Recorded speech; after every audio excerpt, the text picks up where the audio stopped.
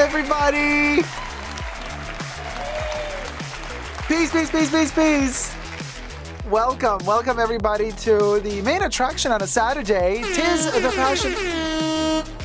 the fashion bunker attraction. Pumpkins and gourds galore. If you're ready, Ferret, come into it. We're just coming out of a very intense pre-show. Today's pre-show, because it is the first Saturday of October. It's officially Halloween month. It was open, the pre-show was open to Tier 1 members and Tier 2 members, Tier 1 patrons and Tier 2 patrons. So it was very exciting. We had a lot of people joining the pre-show and the conversation was very deep and intense. So consider joining, becoming a member or a patron to, if you're a Tier 2 member and patron, you get access to the pre-show every weekend. And then if you're a Tier 1 member and patron, you get access every first Saturday of the month. So consider spending more time together. Pumpkins and all, we'll go. I am wearing, because it is the Halloween season, a little bit of Chanel always goes well. But I am wearing the Michael Myers Smith's Grove Sanitarium. It's the outfit. It's the uniform that Michael Myers was wearing when he was in the sanitarium. Why? Because he cuckoo. He cuckoo, honey. When he broke out of the sanitarium, he was coming after Laurie Strode. But then little did she know. Yeah, a little did he know she was the final girl. And as the final girl, she would survive. And so the myth of the final girl in horror movies was born. 'Twas the year 1978. But 1978 was also a year of fashion and passion for fashion continues as a flame burning bright in the night, just like in this pumpkin.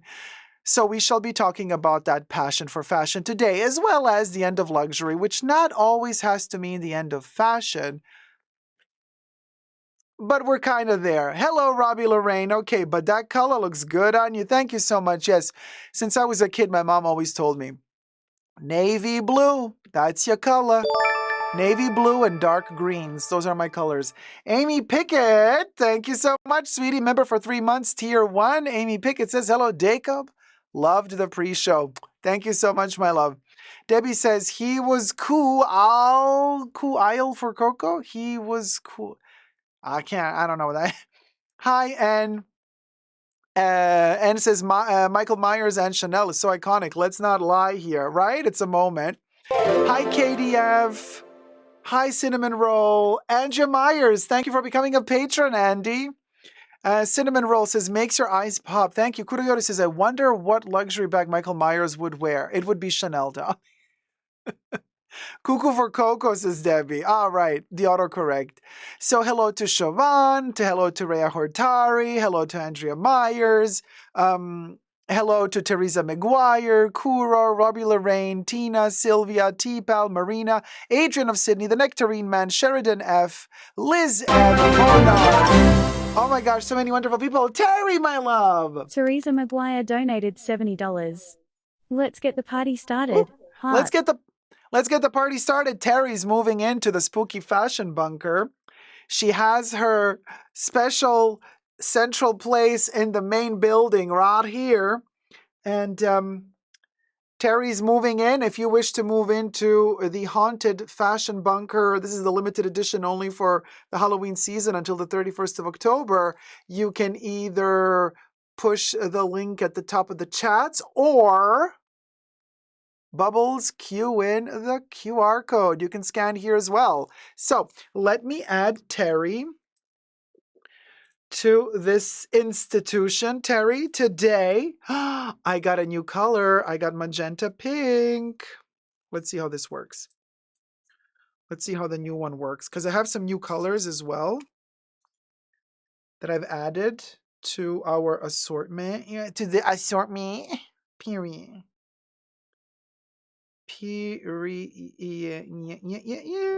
And Terry, today you're gonna get a ghost. Spooky ghost. Terry's moving in to the... Oh, wait a minute. Okay, so these little stickers are a little bit wider than the ones I had last times. So I have to cut them down to size, but just a little bit. Cha. Okay, a little bit more than I thought. Okay. Well, I have to get a hand of it because these are, okay, got it. Ah, Terry got the brand new color, Barbie Fuchsia. Terry just moved in to the bunker. You can move in as well. Let's get this house filled up. There you go. Thank you so much, Terry, sweetie darling. Also, this live stream is brought to you from MacBook Terrie. I'm never going to stress enough to repeat this, you guys. Terry and her hubby were so generous to send a brand new MacBook Pro to help out the bunker do the live streams and the videos. So if you are seeing more videos than usual on my other channels, I also have a perfume channel, Essentially Dacob, and a pop culture channel called Totally Dacob. If you're seeing more videos there, it's because now I can edit much faster. Thanks to the new computer. So thank you, Terry, so much. Nectarine Man says Michael Myers would wear Balenciaga because he's crazy and evil. No.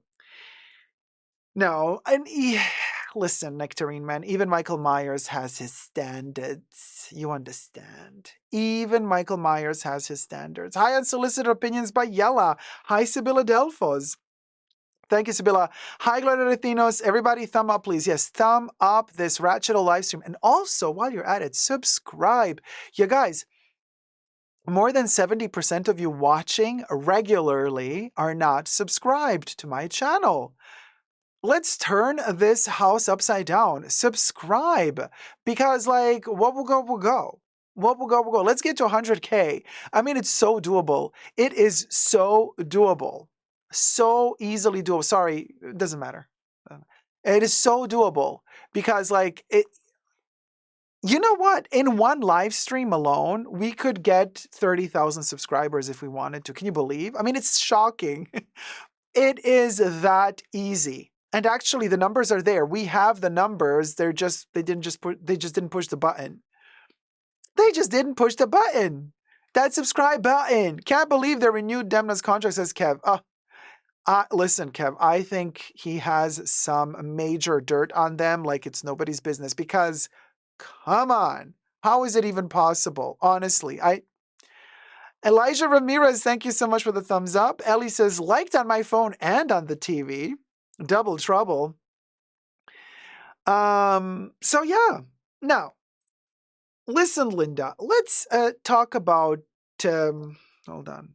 I have something. I'm thinking. I'm thinking. I'm pondering.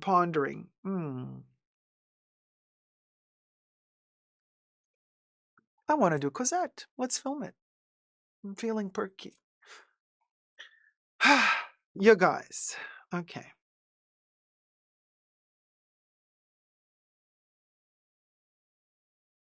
Wait, where is the thing? I actually took a photo. Oh, there it is. Okay. Yeah, Debbie, I'm feeling peckish. Hi, everybody. Dacob here. Welcome back to the Fashion Bunker. We're going to talk about the end of luxury some more today because that seems to be the trend, but it also seems to be the direction in which the world is heading. Welcome to 2024. You might think, thankfully, it's almost over. Don't count your eggs in that basket too soon, Linda, because 2025 might just turn out to be even worse. You know what I mean? Don't tempt fate. But let's talk about what we know thus far. Cosette. We do have an update, and no, this is not the Cosette from Les Miserables, but it is indeed. They call themselves the luxury outlet stout. Now, everything I say in this video is for entertainment purposes only, not rooted in truths or facts. Everything's alleged and just my opinion. While you're at it, subscribe to this ratchet old channel. Let's get to 100K. We are so close. Come on, guys. Okay, listen. About a year ago, I started reporting about Cosette because there was a lot of issues of people purchasing bags from them. Also, Cosette is situated in Australia, in Sydney. Maybe they have other shops as well, but Sydney is their main focus. But people were ordering from the United States, from Europe, from Australia, maybe from China, who knows, like bags from Cosette. Mel in Melbourne, hi Mim, a shout out to Mim, also twice did a sponsored video promoting Cosette and telling people go buy I can't do the Australian accent, or really difficult down under, but you can imagine Mim saying, hey, buy the bags. So people bought the bags. And then a scandal started because some of the people started sending these bags off to independent authenticators, like brands, like companies that claim to be authenticators of luxury items. And, I have a big issue with that because I don't trust authenticators, and I would never spend my money with them. And and I had some authenticators like throwing shade at me last year because I made a video telling all of y'all's don't waste your money on authenticators, because that's all for nothing, in my humble opinion, because nobody should have their legal right, nor does anybody have the legal right to tell you that a product is authentic unless that person telling you that the product is authentic is the brand itself that made said product. So, for example, in the case of Chanel, the only company that can really authenticate legally and tell you, hey, we deem this bag authentic, that's Chanel authenticating its own bags. But every third-party authenticator telling you, yeah, this bag is authentic, you're not Chanel. That's just your opinion. So make it very clear in your little authentication leaflet, paperlet, that it's just your opinion that the bag is authentic or not authentic. So some of these authenticators started authenticating these bags that were bought by clients from Cosette, and these third-party authenticators were starting to deliver authentication leaflets that were stating that the bags were not authentic. So a whole wave of drama started.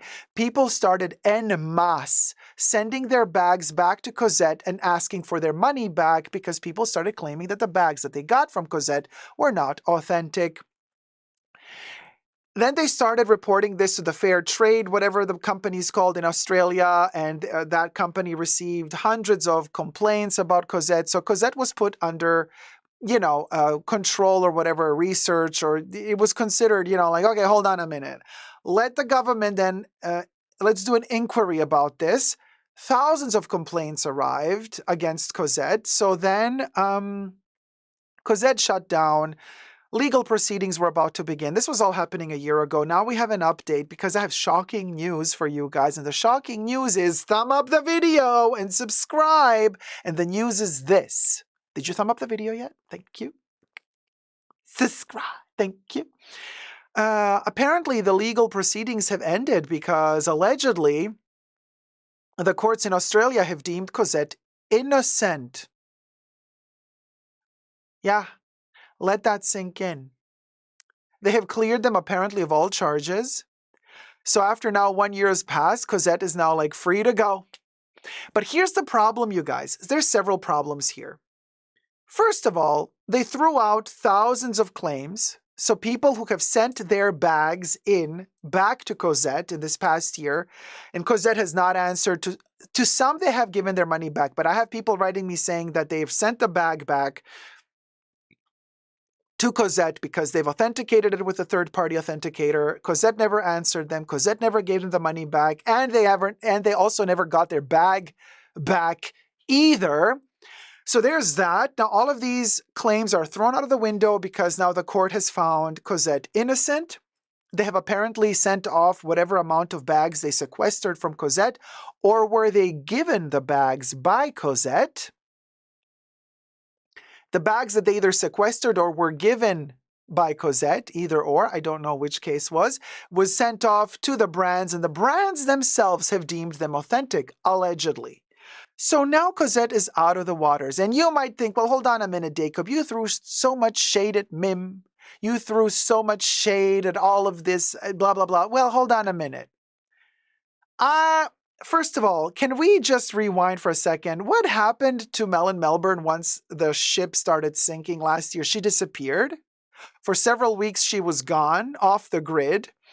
Once she returned, she addressed the situation very briefly, not in a video, mind you, but in a short on her channel that was gone. You know what I mean? Like, it was like, who watches a short anyway? And then not addressing the situation, but taking the money from the sponsorship. Now, hear me out. I said already a year ago, authenticators, you're the ones starting trouble here because don't trust the authenticators, I always say, right? Third-party authenticators, because it's the third-party authenticators that started this whole drama. And people went ballistic and crazy and got scared and started sending the bags back because the third-party authenticators were claiming that the bags were not authentic. But the third-party authenticators were cashing in on the authentication process of thousands of bags. You see what's happening here? Because we know from the fair trade thing in Australia, because it's a government institution, that they have received thousands of complaints. If each one of those thousands of complaints actually were clients that bought a bag and sent the bag off to a third-party authenticator, you do the math. So there's allegedly thousands of bags that have been authenticated by third-party authenticators. Those third-party authenticators cash in every time they authenticate a bag. See? Isn't that a little bit sus? Isn't that a little bit sus? But also, is there corruption in Australia? I'm asking myself. Did Cosette manage to do something under the table with certain people to get them to say, oh, yeah, all is good, all is legit? Allegedly everything. I'm just speculating here. Why am I saying this? Because one of my dear subscribers and friends of the channel delivered receipts, and there's a plot twist. Suddenly, there's a plot twist in this ratchet story. Okay? All right? One of my dear friends and supporters of the bunker, Teresa McGuire, also purchased a bag from Cosette. Isn't that interesting? And let me tell you, yes, Gloria in the chats, escandalo. This is what happened. Teresa writes, I didn't have a chance to comment earlier. This was in the pre-show, by the way. But if you remember, I bought a Bottega Veneta bag from Cosette that an authenticator said was fake. I never got a refund from Cosette. I ended up having Bottega Veneta look into the bag themselves, and Bottega Veneta said that the bag was not authentic. Let that sink in. Teresa went directly to Bottega, and Bottega told her it's not authentic, allegedly. Teresa says, anyway, never got my money back, lost several $1,000s. Then I asked Teresa, I was like, Terry, what made you buy a bag from Cosette? Where did you hear about them from? Terry says, I saw Mel and Melbourne's video. I ended up losing $3,000. Terry says in the chats here, Bottega Veneta destroyed the bag because it was deemed non-authentic. Gotcha, Terry. So Bottega destroyed the bag. You lost $3,000, allegedly. You lost $3,000. And Terry says, back then I'd watch different fashion channels. I don't anymore. You're the only one I watch. After that debacle, I don't trust anyone else. Feel free to share my story. You probably remember me telling you back then, but it's been a year now. Terry, thank you so much for sharing your story with us. But also this, you see what I mean, you guys? When thousands of people complain about something, something is wrong. Okay, now, I don't know what the courts, how the courts in Australia decided that Cosette should be freed of all charges. Like, I mean, is there, by Australian law, are they allowed to have a certain percentage of fakes? You know what I mean? Like, okay, like if you sold 10,000 bags, 2 were fake. Are you like in the clear? Like, do you have to have sold half of those bags as fake in order to really get in trouble? Or is just one fake bag in an ocean of 10,000 bags enough to deem you guilty? That's my first question. Like, what are the standards here? Is just one fake bag enough to ruin a whole, legally, to ruin that shop and to make the courts say you're guilty? Or are they allowed to have a ratio, like 1 per 1,000 is okay to be fake? I don't know. I have that question. Then the second question I have is, was somebody paid off to deliver a verdict in favor of Cosette, allegedly, question mark. Third point, authenticators. Do we trust authenticators now after all is said and done, after all of this has happened? Do we still trust third-party authenticators? And my fourth point, really important point is, what if, just what if, the fake bags were authentic because the authentic bags were fake? Let me explain. Now, we know that most of these luxury brands today, especially the European ones, they manufacture in China, okay? Or in Asia, other Asian countries. Now, and we've seen products. I mean, all the Chanel uniforms, or almost all of their uniforms from their workers, are made in China. The Chanel, the freebies that they give you from the beauty boutiques, they're made in China. I mean, we know. I mean, their bags are made in China. The paper bags, the shopping bags. I don't know about the leather ones. But you see, we know that legally you're obliged, legally you can write made in Italy on a product. If the product was assembled in China, but then you just put the last buttons on in Italy, you could say the product was made in Italy. So here's what I'm saying. A lot of these brands manufacture in China anyway. Now, these factories that manufacture the authentic bags, they might just manufacture a few more and sell them on the corner of some street in New York or Milan. So who's to say that the bag that's not authentic is not authentic? I mean, legally, that bag is authentic only if you purchased it from the boutique that sells that brand. So a Chanel bag is legally authentic if you bought the Chanel bag at a Chanel boutique and you get the Chanel receipt to go with the bag, right? Legally, then that bag is authentic.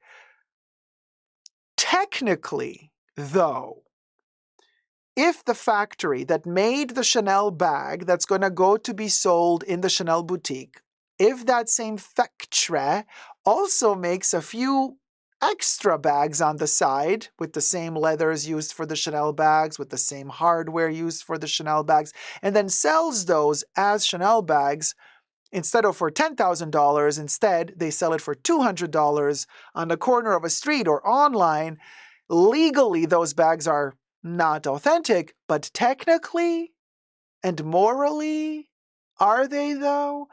Which brings me to this point, to my fourth point, being the end of luxury. These luxury brands have shot themselves in the foot. They got greedy. They got super greedy. They wanted to earn more money. They wanted to maximize their profits. They wanted to augment production. They wanted to make more and more and more and greedier. So let's stop paying workers fairly. Let's not produce just in Europe. Let's go to China where even children can work and nobody cares. If you're paid 1 cent a day, nobody cares. So let's do that because we're greedy. We want more money. And then these factories profit off of that. And then they start, you know what I mean? What they start doing. And now the brands are complaining.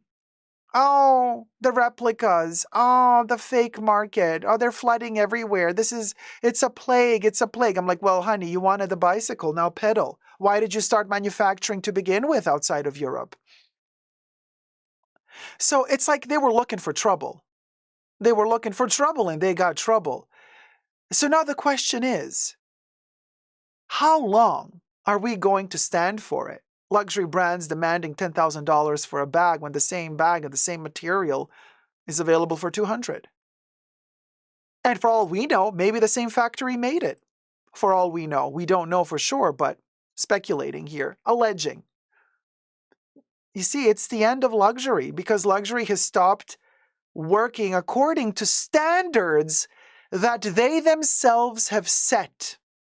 They have set the standards high. They have set the standards of we are manufacturing only in Europe. They have set the standards of we are only working with specialized artisans. You know, they show their little promotional advertisement videos of the artisans in white coats, like laboratory coats with gloves, working, like making everything by hand, making the bag that you're purchasing for $10,000 by hand while they're wearing gloves. I mean, if they worked that slow, they would make one bag in a week. And yet these bags are churned out by the gazillions. Just go to the Dior website and check out the Lady Dior. The Lady Dior is the equivalent of the Timeless Classic double flap at Chanel. It's the Dior equivalent of the Timeless Classic at Chanel. It's the Dior equivalent of the Kelly at Hermes. Just go to the Dior website. They have a plethora of colorways, sizes, materials you can order, all readily available. Tons of them. You think one artisan was working with their little glovelets to create the little baglet, and then they have so many? No. No. These brands got greedy. They wanted to make more and more and more, but they wanted you to keep having the illusion that everything is done in an aseptic room, clinically clean, people in white robes working delicately to create a little bag. They want you to believe that, while in the background, what they're doing is they're churning these mofos out like there's no tomorrow. Like me, dairy, I got a dairy allergy, honey. Let me drink yogurt and I'll be churning stuff out like that, okay? That's how they're churning out their bags. And then we get these scandals in Italy. Like Milan was saying, we found out that Dior is buying by a subcontractor bags that are manufactured for €53 or $57, but then reselling them for $2,600. And the workers who made said bag were working in poor conditions and were not getting the fair salary that they deserve. Why is LVMH, who owns Dior, doing that? Money. Greed. And now that they've bit off more than they can chew, and that these other companies and people have woken up and are smelling the coffee, now they're complaining, oh no, we're not making the profits we used to make. Why don't you come back and buy our bags for $10,000? No, Chanel, I'm not going back to buy your bags for $10,000 because they peel at 20 minutes after I start wearing them. A. B. Poor materials used. C. Allegedly. See, you have exponentially raised your prices without giving us any sort of explanation as to why you're raising your costs, except for saying, oh yeah, production costs are going up. I don't believe you. You just keep producing more and more and more. You want to maximize your profits. You have given me no reason to believe that your new prices are warranted. You are upping your prices higher and higher and higher just to see how stupid and gullible we are to keep going with those prices. $10,000 for a bag that you, Chanel, yourself used to charge just a couple of years ago $3,000 for. So the same bag now that used to be costing us $3,000 is now $10,000 plus dollars. But the quality is worse than it used to be, allegedly. And now we're supposed to pay the marked up price for less than what we used to get for a fraction of the cost a couple of years ago from your own same boutique?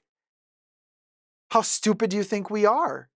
Oh, yeah, production costs are going up. No, honey, production costs are not going up that much because other brands are not upping their prices that crazily like you are. Not just Chanel, also other brands. So it's all ridiculous. That's why I'm saying this is the end of luxury. And Cosette is just a side effect. It's just one of those examples. And looky, eggs and cookie, the government or whatever, these courts in Australia, I don't think they can keep up. I don't think they can keep up with what's really going down. Imagine some judge sitting in some courtroom having to decide upon fashion. You know what I mean? Girl, you know what I mean? Like, just, I mean, come on. You know what I mean? And are the right people hired to investigate if said products are really authentic or not? Like, how did we deliver this verdict, Australia? Australia, how did you come to this verdict? How did you get to this verdict? And how can you prove to us, the people who have lost the money because we wanted our money back from Cosette, and a lot of people didn't get their money back from Cosette, like the case of Teresa McGuire, whose bag was purchased from Cosette and deemed non-authentic by Bottega Veneta itself, allegedly. How are we supposed to go about this? So are we going to just close an eye? Oh, well, that bag was fake, allegedly. So, but the others were real, allegedly. So you're fine, Cosette. So Australia said, you just keep doing what you're doing, sweetie. All good, all good. You see, I don't bite for a minute. So a legal verdict was reached. Okay, and at the end of the day, my dears, I always say this, and I will never stress enough to repeat myself. Just because something is legal does not mean it's moral. Okay? What is moral and what is legal are two different worlds. Sometimes, if you're lucky, they match. Most of the times, though, no. Something is legal, but it's highly immoral. Most of the times. So just because a legal verdict has been reached doesn't mean diddly squat to me as a person with high moral standards. And honey, the law, most of the time, has nothing to do with morals. So, come for me if you wish, Mim and friends, but honey, I got receipts and I'm ready, so be careful. Be careful how you tread, because this treadmill is spiky. Cheers. Subscribe. Let's get to 100K. And be merry. Thumb up the video. Love you loads. Never give up on lure. Bye.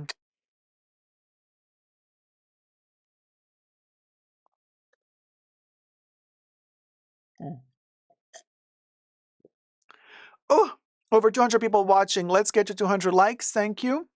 We don't even have 100 likes. You guys. Am I that unentertaining that I don't even deserve 100 likes?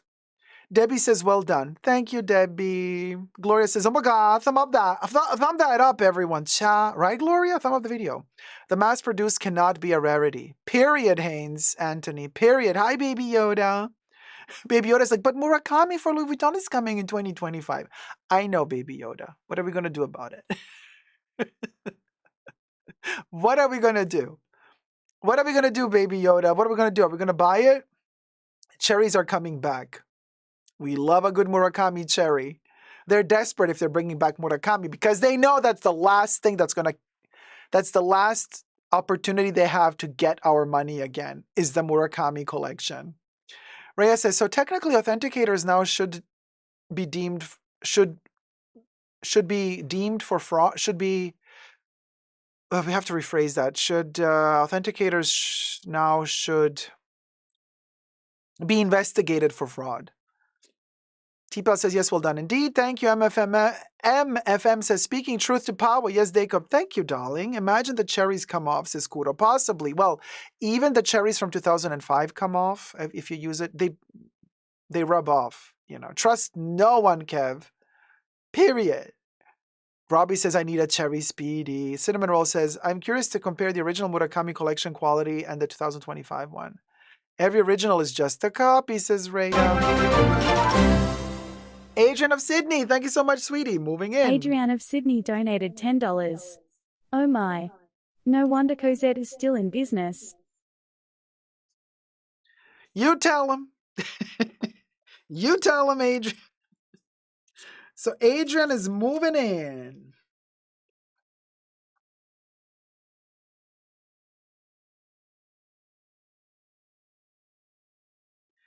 And I want to say a broom.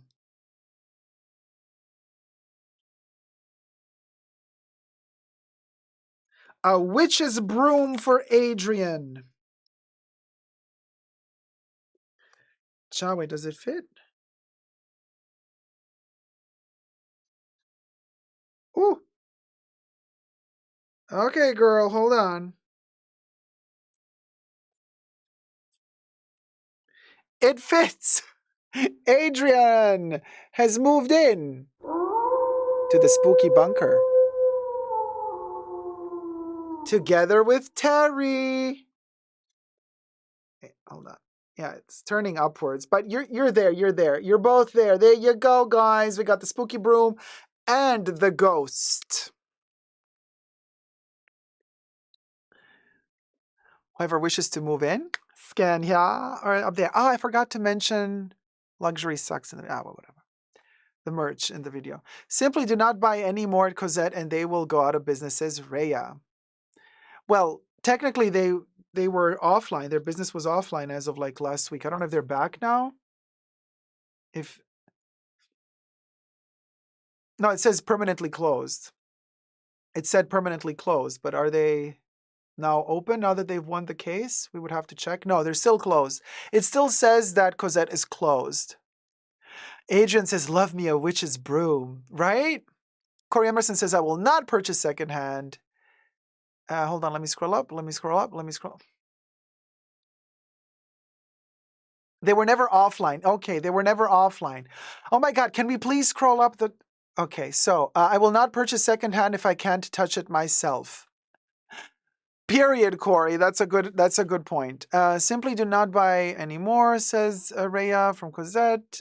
Don't shoot the messenger. You said it. I read it.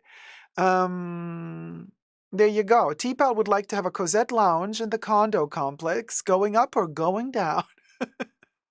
Oh, a little shop in the spooky bunker. Just about to say the same, Corey. I want to inspect everything that is pre-loved or vintage, says Nay. Okay, now the chats are frozen. Entered a Chanel store today, says N, and as soon as I saw the poorly made bags out on display, I just left. Seeing it displayed as if nothing changed, as if this quality is acceptable, made me sick. Yeah, it's not cool, right, N? Not cool. Oh, you're not going back? Hmm. I can already see the resale prices of the new Murakami collection, says Nay. Oh my God, they're going to be expensive, no? So did the images leak? Do we have any leaked images of the new collection? You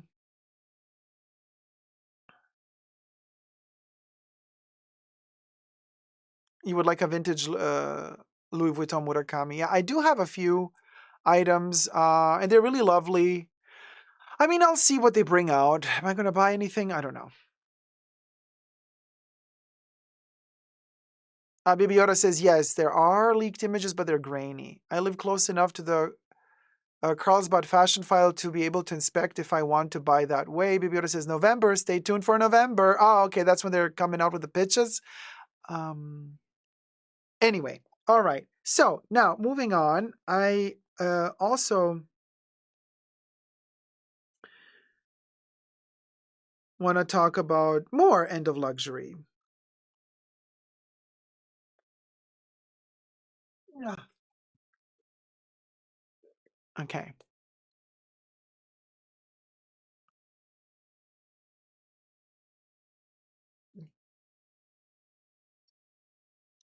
Sorry, guys. I'm just trying to find.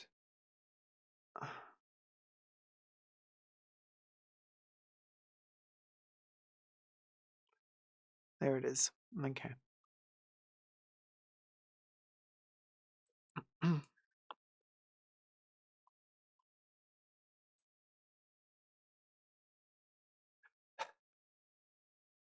Hi, everybody. Dacob here. Welcome back to the Fashion Bunker. We've been talking about the end of luxury, and it seems that the luxury brands, are aware of this as well. And so they're trying to find a way to lure customers back in, especially the aspirational customers, back into the shops.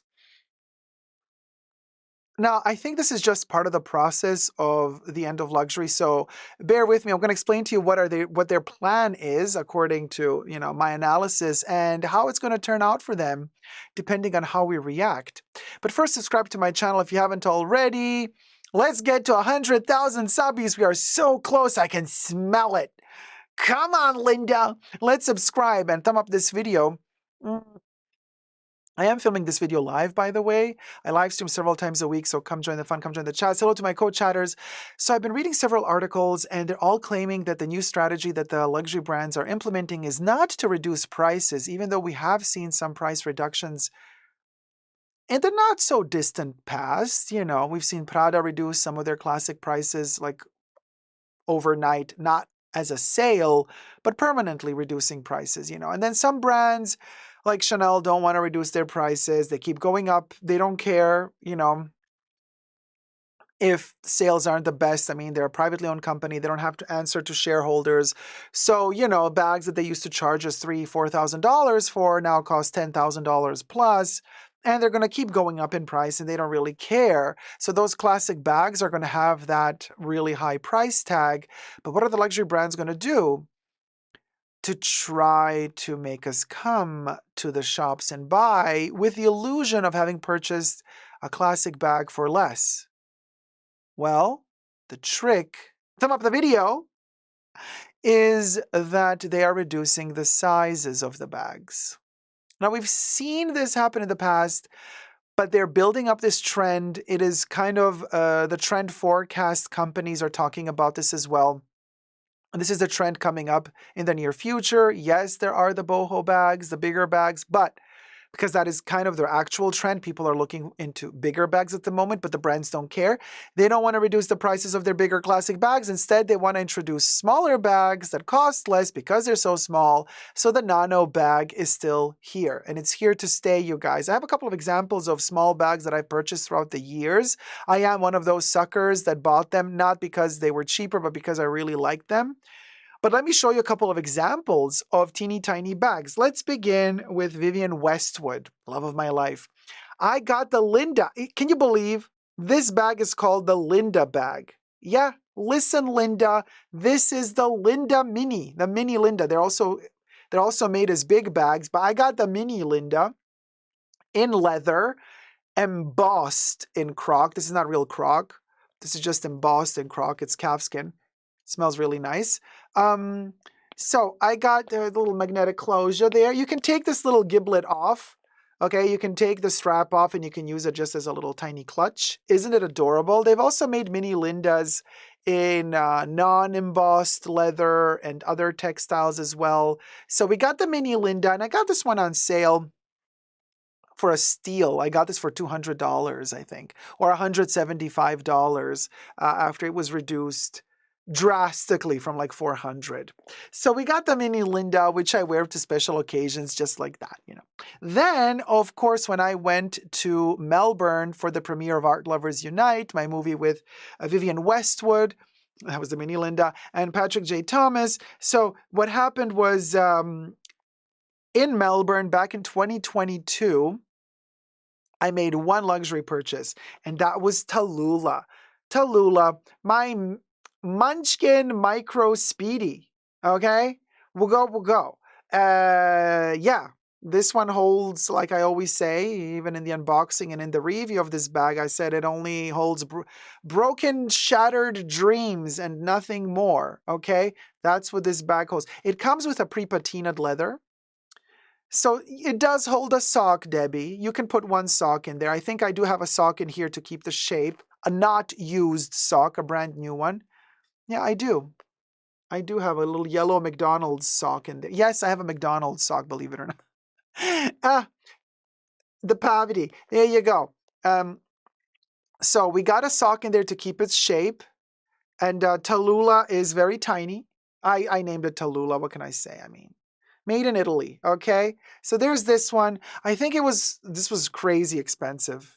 It cost more than the regular size Speedy used to cost like 5-6 years ago. So this is kind of like the price of a Speedy, the regular size Speedy from before the pandemic. So whatever.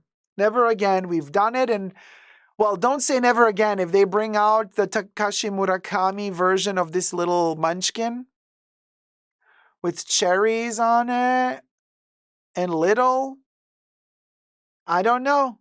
I don't know if I'll be able to hold myself back. I don't know. Then I got at one of the outlets,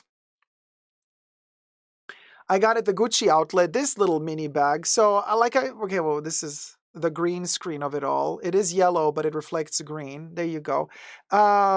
With the horse bit, so you can take this strap off and you can use it as a wallet, which technically it is, because in the back, it is a wallet. It's the Adidas with Gucci collaboration that went on sale in the outlet. And there's a zipper pull here as well. Card slots. You know what I'm saying? So we got this little munchkin here for $300, I think. I can't remember. But anyway, it went down from like 900 to 300. And my pièce de résistance, I got this one back in 2018. 2018, the love of my life, the Micro 255 from Chanel.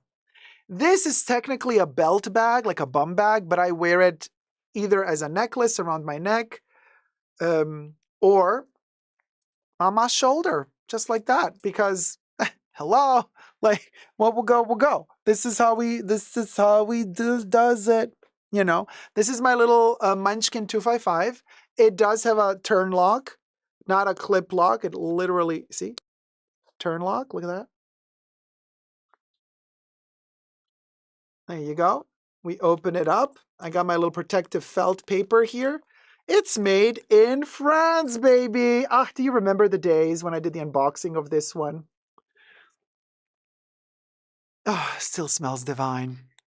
Those were the days. I would never purchase this again today, but having it in my collection is special. Yeah, it has a little slit in the back. You can also really, it's like, hi, like a Barbie. Hi, I have my bag. Hello. You know, I'm holding my bag like a Barbie would. So de-stressed calfskin, gold hardware. This is ruthenium, but gold toned. A little bit of that 255 chain and a little bit of the leather. So yeah, and now this is what I think they deem to be, for luxury standards, a miniature bag that they're thinking, oh, let's make this and let's make them buy it. Let's make the customers buy it. Let me tell you something. So to be perfectly honest with you, now that I'm thinking back, this was a crazy price. This tiny little thing was $2,500 or euro, maybe euro. Back then I thought, oh, yeah, we'll do it. Now I'm thinking, what the hell was I thinking? But also now I'm thinking, well, so for Chanel standards, this little bag today would be $4,000 or $3,700. That's what they would charge you for this? That would be their like, look, this is the entry level price tag for one of our miniature version of our bags, because this one in the original size is $10,000 and up.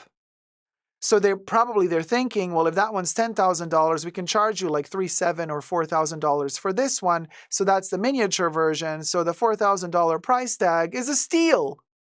That's what they want you to think.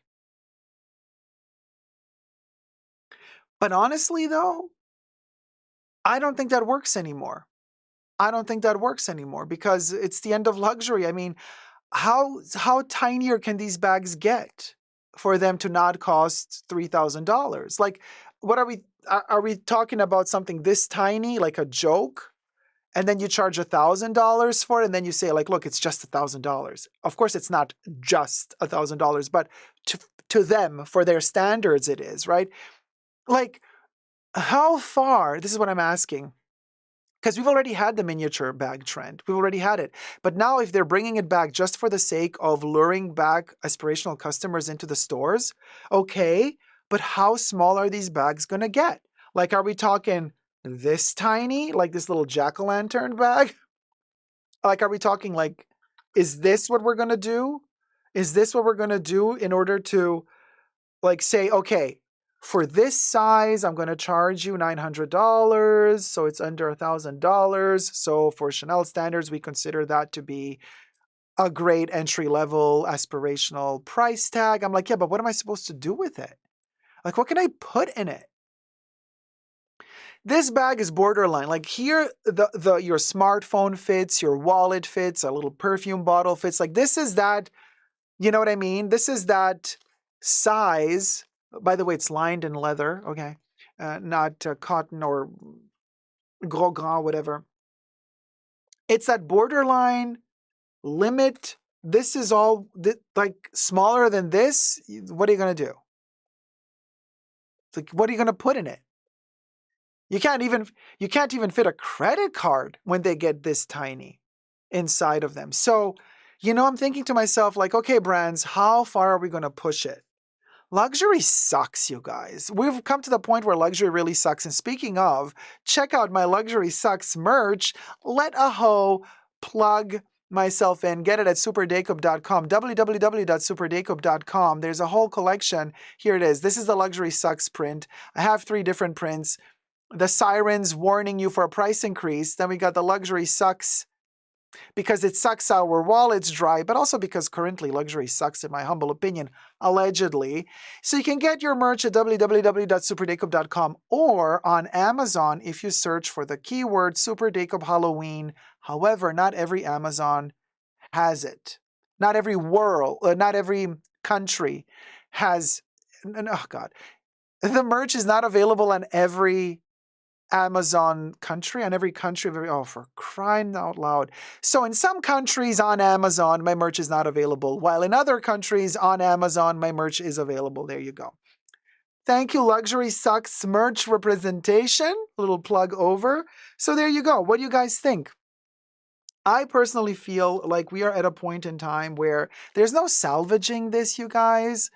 Like what we got, we got. We got our baglets, we had our fun. I think for the new generation, the young kids today that are just discovering luxury and they're like, oh my God, we'll go, we'll go. I'm like, girl, I'm so sorry that you have to go through this now, that you're just discovering like luxury now, because it's going to be a struggle for whoever is like growing into it now, who's at an age starting to earn their own money, being able to afford their own stuff. Back in the day, you're like, okay, you know, I'm starting to work my own job, have my own money. Okay, the Chanel bag I want is $3,000. Ooh, I'm going to have to save up and then buy it. Okay, now with the same salary from before, because the salaries have not gone up, bitch. The salaries are the same they used to be 10 years ago, but the bag that was $3,000 is now $10,000. So whoever is starting to work today is going to be like, so I got to save up $10,000 for the bag that used to cost $3,000 just like 5 years ago, but the salaries are not going up? How? How? Ask yourself how. Not worth it, says Charles, period. There you go. Lidovina says exactly. The younger folk that are going into luxury now have arrived too late to the party. Thank you guys so much for watching. Let me know your thoughts and prayers down below. Subscribe, thumb up the video, and never give up on love. Bye. Period. Period. You know what I'm saying? Lidovina says, I actually had more luxuries when I was a teenager. Today, those things cost 3 times that price. Yeah, it's insane. Wages have declined with inflation rising. That's a good point, Haynes. That's a good point. That's a good point. Yes, Boo Buckets are back at McDonald's next week. They are ugly, but I'm going to go hunting anyway. It's become a little bit of a tradition at this point. I'm going to film myself. I'm going to see if Teruko and Patrick can come along, and we're going to do the same video we did last year. Antonio, sweetie, yes, I know. Murakami's coming back. First drop, 1st January 2025. Pics will be releasing soon. Yes, and Baby Yoda already has the grainy pictures, Antonio. Baby Yoda has the grainy pics that have leaked of the Takashi Murakami collection. Okay, 2 people having issues with Teespring. Okay, what are the issues we're having with Teespring? Teespring, Kuro says, yes, I'm too late. I would have been able to afford at old prices, but not. It doesn't make sense to buy anymore, and I'd rather retire early. Period, Kuro. Yes, Cody, we have seen the Coach Halloween bags. They do 2 or 3 every year. Jackie and Jolie have issues with Teespring, and Teresa also has issues with Teespring. Teespring has not printed my shirt ordered launch day. So I don't know what's wrong with Teespring. Why are they doing this? So basically, Terry ordered 2 shirts for her and for her hubby, and her shirt arrived, her husband's didn't. So I contacted Teespring. They told me that I am not allowed to interfere with the customers buying the product off of Teespring because I am not the person buying the product off of Teespring, and for privacy purposes, they cannot disclose any of your information to me. So I'm not allowed to write for you, because if I write for you, they're like, but you're not Jackie.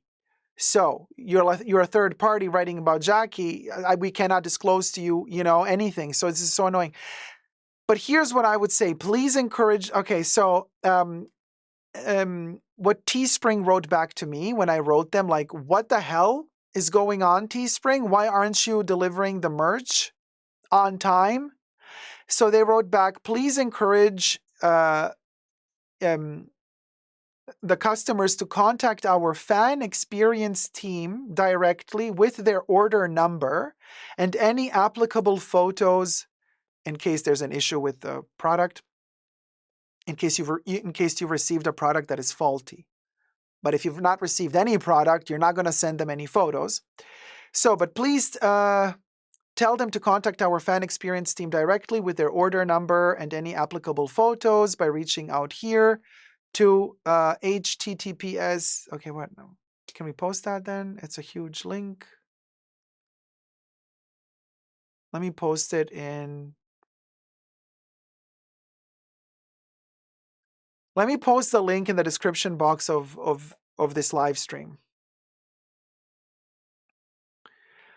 And the chat box will show on the bottom. So for more contact info, please see here. Then there's another link. And then it says that the chat box will show on the bottom right during business hours, 9 a.m. to 5 p.m. EST time, and we'll be able to assist them as quickly as possible. Please note, we can't discuss fan order information with anyone but the fan due to privacy policies, but we promise to do everything in our power to find a solution to their issue when reaching out to us. We prefer to provide more personalized attention to offer the best possible solution to our customers. Thank you for understanding. If you have any further questions, just let us know. This is what Teespring wrote back to me.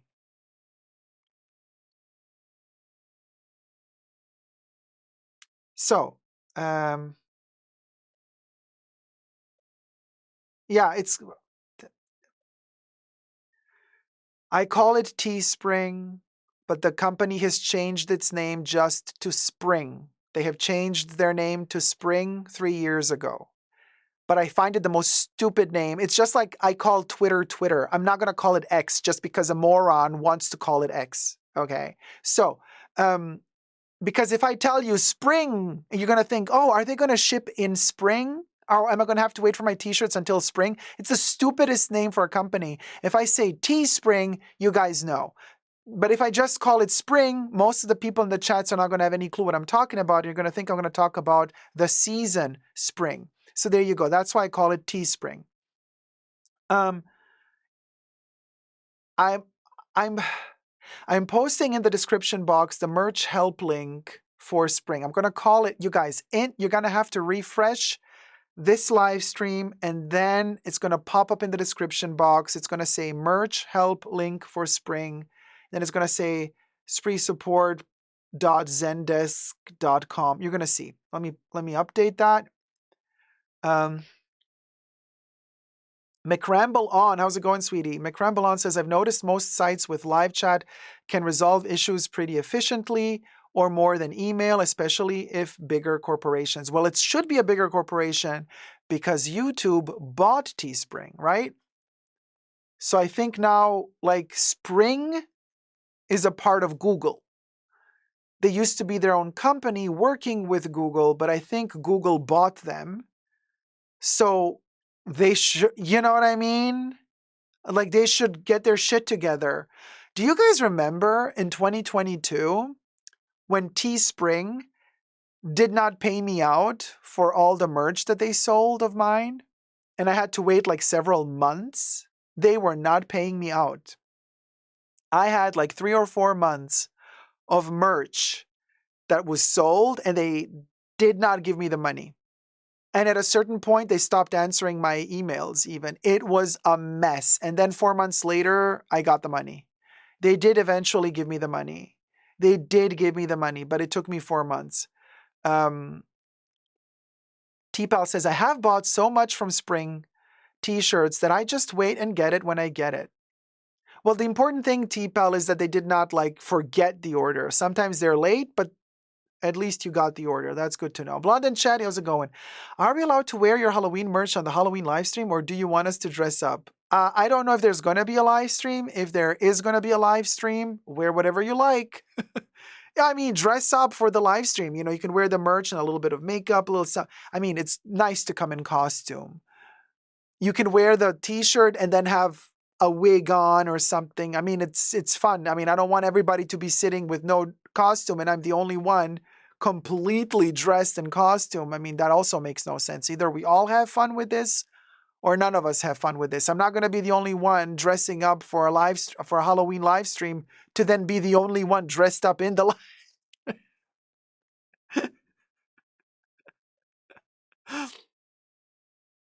You know what I'm saying? Um, there you go. Corey's gonna be Les Mis. You're gonna. Oh, you have so many mugs from Teespring. They need their own shelf. That's so cool. Haynes is like, I'm already wearing a mask, darling. So okay now, and hopefully it's gonna get resolved soon, you guys. But I'm telling you, I've also had issues in the past with Teespring.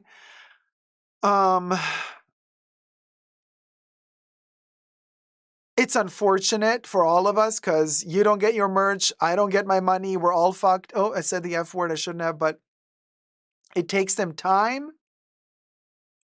Vicent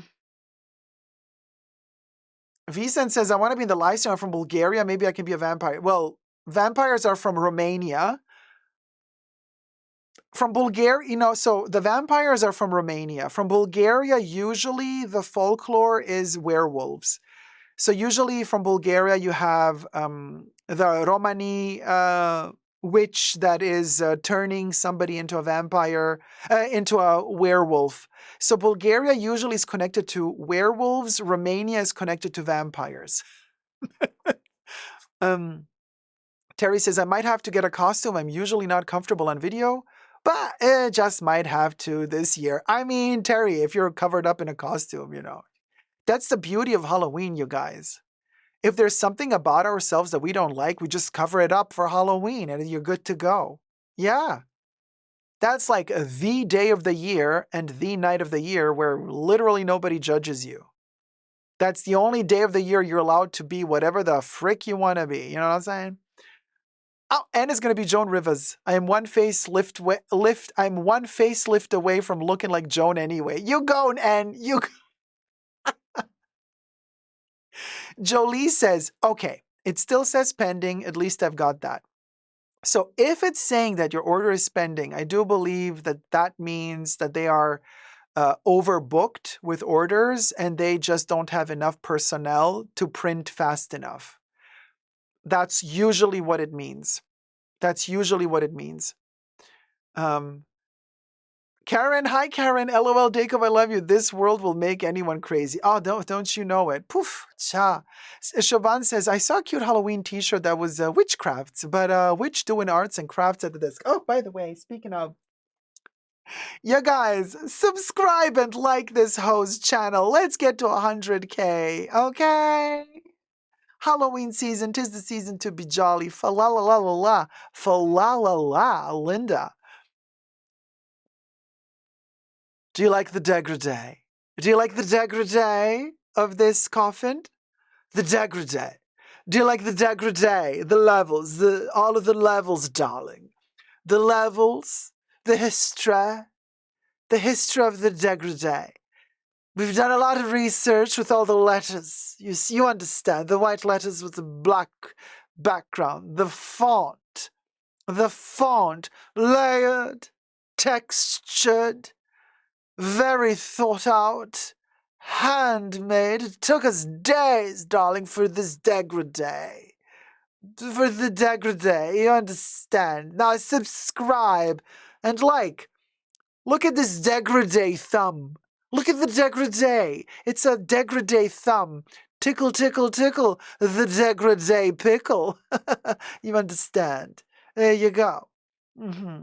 Yes, let's see the lining. The degradé. Look at the degradé line. Look at the texture. Look at the degradé. Oh yes. Oh, it tickles me in such a. Oh, it's such a degradé. Oh, I love it. Oh, and then look at this little. When you tickle enough, if you tickle, and it pops up, doesn't it? Because it got tickled too much. Oh, bing, boom, boom, boom. Degradé. Oh, yes, darling, the degradé of the tickle. The tickle me degradé. Tickle me Elmo was yesterday. Today we got tickle me degradé. There you go. Pally Hester says, I will dress as the degradé of John Galliano's dresses. Yes, darling. And from last year, we also got this little cutie nifty piece. Rest in peace. We're living ferret. Dying ferret, will go ferret, and the degrade. Here we have the degrade of the cobweb. The cobweb degrade. Degrade, darling. Nay says, I'm Bulgarian and have Romani heritage. There you go. I was telling you. It's all connected. Teresa says, my self-confidence always bothers me. I lost all my teeth due to bone loss and my mouth from lupus and MS and have been trying to get dentures and had some made, they didn't fit. So I have to find a specialist. So I'm very self-conscious. Then we wear one of those, masks that covers us like that and we just show the eyes. You know what I mean? Like intriguing, mysterious, and you just have the eyes showing. I'm telling you, Halloween is the best day of the year where you cover yourself up and you do what you want to do and nobody judges you. That's why Halloween is so fabulous. Fabulous. You can get away with any fashion faux pas on Halloween. And actually, the more faux pas it is, and the more people are going to say, fabulous. Yeah. Or you can wear Venetian masks, says Rhea. A jasmine mask, says McRamble on. Yeah. So there's, you know what I mean? There's always a way, you guys. Terry says, most people tell me that they can't even tell, but it still bothers me. Oh, Terry, I completely get you. Because I'm also very self-conscious about these things. And if there's something wrong with me, and I know, like physically there's something wrong with me, I know. And then I don't care if other people tell me, but I can't even see it. I'm like, yeah, I don't care if you can't see it. I know. So it's a problem for me. It bugs me. Psychologically, it's stressful to me. I totally get it. Terry, you could be the harem girl. Yeah, a little veil. Michelle Marshall says, Halloween is fabulous and I love dresses. Yeah, it really is fabulous. I mean, you guys, it's Halloween. We do what we do. Period. You could wear glasses. You look fat. You're like, honey. Yeah. The bats in the bunker. The rats in the bunker. The bats in the bunker. I mean, I'm telling you. And all of this is fabulous. You can have a rat living on your shoulder and everybody's going to be like, oh my God, you're fabulous. If it's not Halloween, people are going to be like, oh my God, that's disgusting. But if it's Halloween, people are going to say, oh, you have a rat on your shoulder? You're fabulous. Yeah. And I'm like, yeah, it's Halloween. And I got a bat on my other shoulder. Even more fabulous. That's how it goes. That's how it goes. Period. Haynes says, Mrs. Vreeland said to play up your defects. It's always a pip. It's always a pip. Throw a dog a bone, baby. Throw a dog a bone. I want to be her mess for Halloween, says Corbin. What, you're going to dress up as Purse on Fleek? Oh! I love her, so don't throw shade at Purse on Fleek. I wanna be her mess. Dressing up is my favorite character and love glasses Dacob. Thank you, Michelle. Oh, Blonde Jadi says to Terry, I've been through 2 years of a soft tissue disease, which knocked my body confidence so I can sympathize, had to have huge holes made in my body to remove the dead tissue. And you see, ain't no topic too rough to talk about in the bunker. We share, we grow together, and I loved how everything is connected to fashion at the end of the day. Can we just talk? Period. My favorite toy as a kid was a white rat that was glowing in the dark. Oh my God, I love the glow in the dark stuff. Oof. Love the glow in the dark stuff. Love it, love it, love it. Do I have something here right now that glows in the dark? Well, no, not at the, you know what? I think this eyeball glows in the dark. I think this one glows in the dark. I just have to kind of charge it with the light. And then when I turn the lights off, it glows in the, yeah, I think the eyeball is a glow in the dark. Oh yeah, you could do the Baconator costume. I've been on Ozempic Zep bound for a year because of PCOS and have lost 65 pounds. I should celebrate, but still see my old body. Still get surprised when I try on my clothes because I feel my old body. I'm telling you, it's a problem, you guys. The biggest issue at the end of the day at the end of the day, you guys, is we have to really embrace our. I know it's easier said than done. I'm not stupid. I know it's easier said than done. But in our society that is so judgmental and so brand marketing oriented to sell you an illusion of perfection, constantly they sell you the illusion of perfection. In a society that harms us because brand marketing harms us, it harms our mental sanity.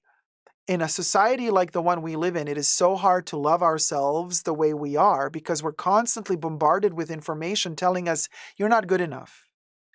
Buy this product to become better. You're not good enough the way you are.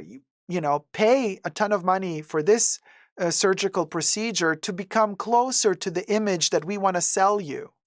Because we're telling you that that image that we're selling you is the perfection, is the image of perfection. So, and then we fall victim to feeling like we're lesser than, when in reality, we're not.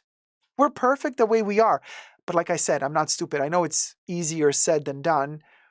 I am the first to look at myself in the mirror and I say, oh my God, ew. And that's unfortunately the nature of the beast. And this is how we are. It's a curse, really. And we got to break that spell somehow and break out of that mold. And this is why I think Halloween is so healing. Because on Halloween, that's the only day I don't feel ugly. Isn't that weird? Anyway, Kev says, I wonder if I can find the Baconator's handmade ready-to-wear jacket from Temu. Ah, Kev! Oh my God. Wait, Kev, from which interview? The red Bring one? home the bacon.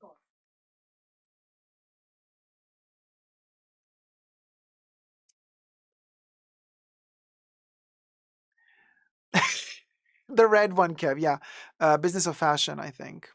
I think it was the Business of Fashion one. Um, okay, let's do this topic. I want to talk about, let me try to film it. I'm not so sure if we're going to manage, but.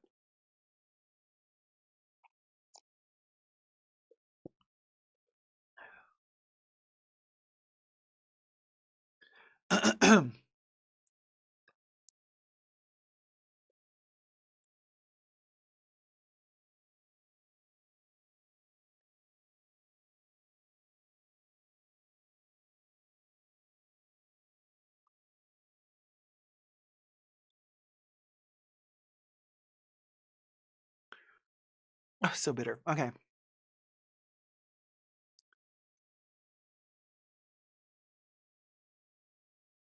Hi, everybody. Dacob here. Welcome back to the Fashion Bunker. This is how luxury brands want to trick you, especially if you're part of any sort of minority.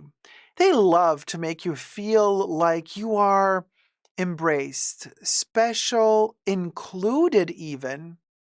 And the ploys are usually concocted behind closed doors by brand marketing teams that calculate very carefully what would the gain be, what would the loss be, the pros and cons of hiring certain minority groups and catering to certain minority groups. What am I talking about? Well, once upon a time, there used to be a brand called, well, a conglomerate corporation called LVMH, owned by Bernard Arnault. And this Bernard Arnault used to own a lot of brands once upon a time, still does. But it's a fairy tale. So, one of the brands is Louis Vuitton. Now, Louis Vuitton used to have a designer working for it called Marc Jacobs. Once Marc Jacobs left, there was turmoil. Nicolas Ghesquière took over the female direction, but the male direction of Louis Vuitton was, well, undecided and unclear. Until somebody in the brand marketing team came up with a brilliant idea. Which markets have we not tapped into fully? Who can we milk even more for their money? The Black community, yes. Interesting. Let's cater more to our Black clients. Let's hire, as artistic director of the male collection of Louis Vuitton, Virgil Abloh, the founder and owner of Off-White, a brand that LVMH purchased 60% of the stocks to, meaning owning the brand Off-White. Maybe it was part of the deal. Maybe LVMH bought part of Off-White in order to get Virgil Abloh on board as well. We don't know, but here's what happened. First, subscribe to my channel. Let's get to 100,000 subbies. You know what I say? Subscribe and like. It's the end of luxury, darling. Luxury has its own coffin, but we're subscribing in that coffin. So subscribe and thumb up the video. Thank you so much. They hire Virgil Abloh. They buy out his company, 60% of the stocks. And then what happens? Virgil does his first collection. The black community, it's an uproar. The music industry, the black music industry, it's an uproar. People are buying, people are loving, they're feeling included. They're thinking, wow, this is a historical event. For the first time ever, a black artistic director taking over a major European white brand like Louis Vuitton. This is amazing. And yes, it was groundbreaking. It was revolutionary. I'm not taking anything away from Virgil Abloh. I think he was incredible. What I'm about to tell you is actually, I'm raising awareness about how incredible he was as opposed to how less incredible LVMH might be. Let's analyze something here. Everything I say in this video is for entertainment purposes only, not rooted in truths or facts. Everything's alleged and just my opinion. You want to hear the news? Well, just a couple of days ago, LVMH, well, as we all know, first of all, Virgil Abloh unfortunately got very ill and passed away. As he passed away, the brand Off-White was struggling to find to position themselves as a luxury brand. It was a streetwear brand, but a luxury brand, and LVMH wants to have luxury brands, so LVMH treats it as a luxury brand. LVMH also needs to find a new artistic director for Louis Vuitton. After Virgil Abloh passed away, sadly, enter Pharrell Williams. Again, another travesty of a choice. Why? Let me tell you why. This is what happened to Off-White just a couple of days ago. The Street article says, Off-White, LVMH offloads Off-White by closing a deal with its rival. Off-White was initially owned by the Milan-based New Guards Group, which also had an exclusive licensing deal since 2014.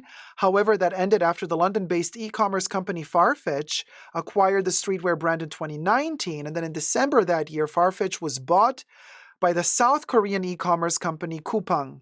LVMH has a long history with Virgil Abloh, as the company gave him the opportunity to showcase his talent in 2021. The same year of his death, the fashion house bought a majority of the brand by increasing its stake to 60%, with Farfetch still holding the remaining 40% of Off-White. Now, inching closer to the third anniversary of his death, LVMH made the tough decision to slim down select areas of its business after earnings didn't turn out as expected. On Monday, this past Monday, LVMH announced it would sell its Off-White stocks to the brand management company Blue Star Alliance. Isn't that interesting how quickly we're going to drop a fellow black brother once the money isn't right anymore? Right? He passed away. They're like, this isn't profitable for us. Yeah, whatever. Let's just act like he never existed. Who cares? We're going to deal with Pharrell now. You see how quick we are? Family. You know, they were talking about, oh, he's joining the family. Yeah, now that he passed away, they're like, let's sell that brand. It's not making us enough money. So where's the heritage? Where's LVMH here trying to preserve Off-White in the name of preserving the glory of Virgil Abloh? Where is LVMH here trying to do everything to save Off-White? They don't care.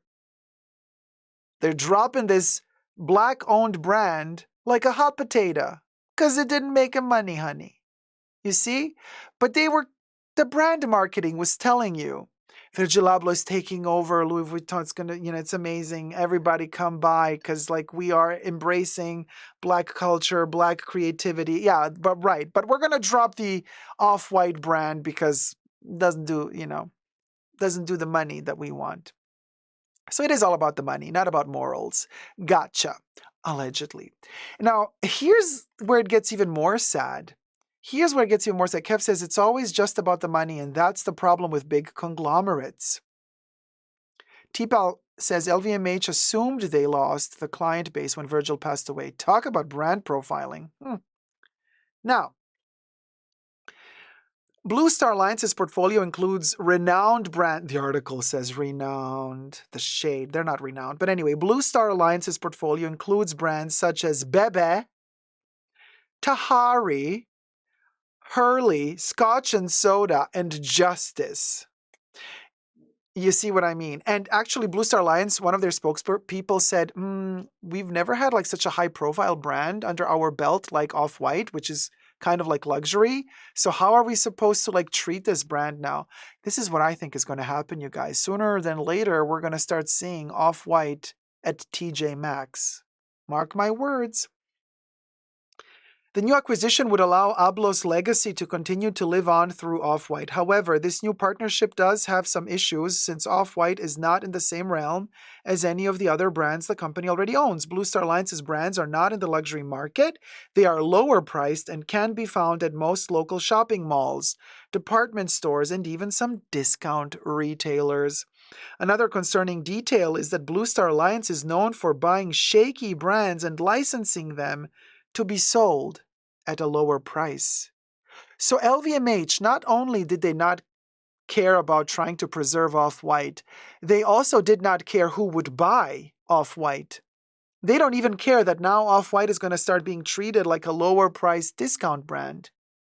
A brand owned by a black person who they claimed they were going to support in order to get the black customer base to buy their stuff, which they think that they still have because Pharrell Williams is a designer for men at Louis Vuitton. This prompts the question of whether Off-White will remain in the luxury market or be downgraded to a discounted label. On top of the already concerning factors surrounding Blue Star Alliance, the company also has a troubled past. Interesting. So LVMH doubles down now, so there's even more trouble. In 2016, Blue Star Alliance was sued by fashion designer Nanette Lepore for a supposed breach of their contract. The company alleged fired Lepore from her role as creative director of her namesake brand and licensed the brand to develop defective, low-quality products that were then sold for a discounted price. Although both parties resolved the feud privately, Lepore no longer owns her brand and shut down her personal design line in March 2020. Currently, Blue Star Alliance still licenses Nanette Lepore. Details of the deal between LVMH and Blue Star Alliance have yet to be publicly disclosed, but the New Guards Group still holds a licensing agreement with Off-White until 2026. Blue Star Alliance did not immediately return the street's request to comment. My LVMH, how quick we are to forget about our black brother, the family member. How quick we are not only to forget about him, but how quick we are to dump his entire brand into the hands of another brand that apparently seems to be quite sketchy and shady and shaky, to say the least. To slowly do what? Sink Off-White into a vortex of no return.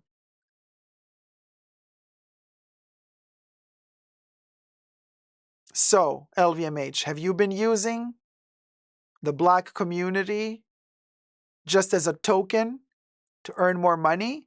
Because what you just did here is showing me that that's exactly what you were doing. Milk them for whatever they're worth and then move on. Prove me wrong. Prove me wrong. Let me know, guys. Let me know in the comments down below your thoughts. But this is just sad. This is really, Virgil Abloh deserves better. Okay. He was a wonderful, creative person, intelligent. He was tapped into the zeitgeist of the times. Very clever, quality, very solid structured storylines. Like, it was a solid creative process seeing him work. He deserves better than to be, sold off to some conglomerate that's going to turn his brand into Tahari. You know what I mean? Sold at TJ Maxx.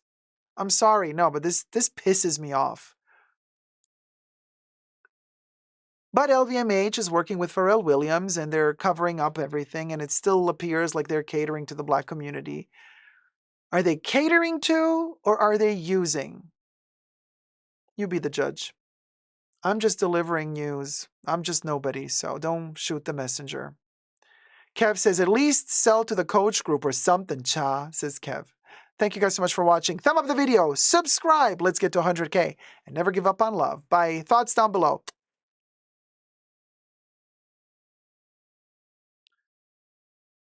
Hi, Josiah. How's it going, sweetie? Hi, Dacob, just joining in. Hi, sweetie. Thumb up the live stream, you guys. Polly Hessa says, so sad. I really loved Off-White. He was a great designer. Yeah, and I'm telling you, news like these are going to get buried deep down. Nobody's going to talk about them. I'm going to talk about them. Gloria says, let's go to 200. Hi, Grace loves fashion. How's it going, sweetie? Blue Star sounds like one of those brand incubators, says McRamblon, that uses influences to promote Shein, Alibaba. Quality items. Hi, Letty. Letty says, I was just watching an episode of 30 Rock where it showed how the characters saw everyone else. And of course, corporate saw numbers and prices everywhere. Found it so poignant. Sad, but so true. Let's get to 200 likes. Let's get to 200 likes. Thumb up the live stream. Thumb up the live stream. Hey, Juliana Santos. Hi from New York City. How's it going, sweetie? Dacob will snack until 200 thumbs are reached.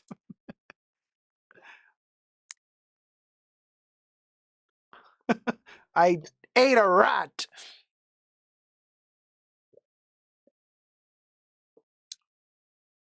Let me take a sip of tea as well.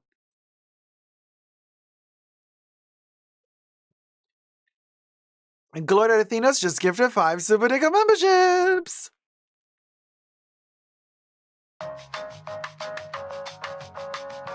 McRamblon was gifted a membership by Gloria Athena's.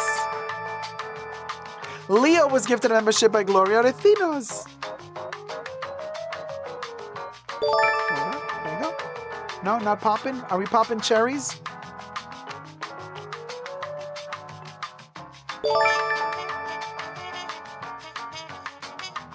Waiting for the cherries to restart. Hold on. So let me redo this. McRamblon was gifted a membership by Gloria Athena's. Here you go. Leo was gifted a membership by Gloria Athena's. Comme Avoir was gifted a membership by Gloria Athena's. Didi Bean was gifted a membership by Gloria Athena's. Rob was gifted a membership by Gloria Athena's. Welcome to all the new Tier 1 members. So, the members that just got the membership, are they watching? Because usually you got to be watching if you're winning the membership. So, hello, silent watchers. You want me to bite the bat like Ozzy Osbourne? Hi, Jedi Monkey. How's it going, sweetie? Can someone gift me a level 2 There's no gifting level 2 memberships, Blood and Chatty. YouTube doesn't allow it. YouTube only allows the first level to be gifted. I don't know why, but it's in the YouTube. It's their own rules. Like, you can't gift any higher tier. You can only gift tier 1. It's YouTube's own rules. I don't know why, but that's what it is. And Leo says, thank you very much, Gloria. So, Kev says, we love our lurkers.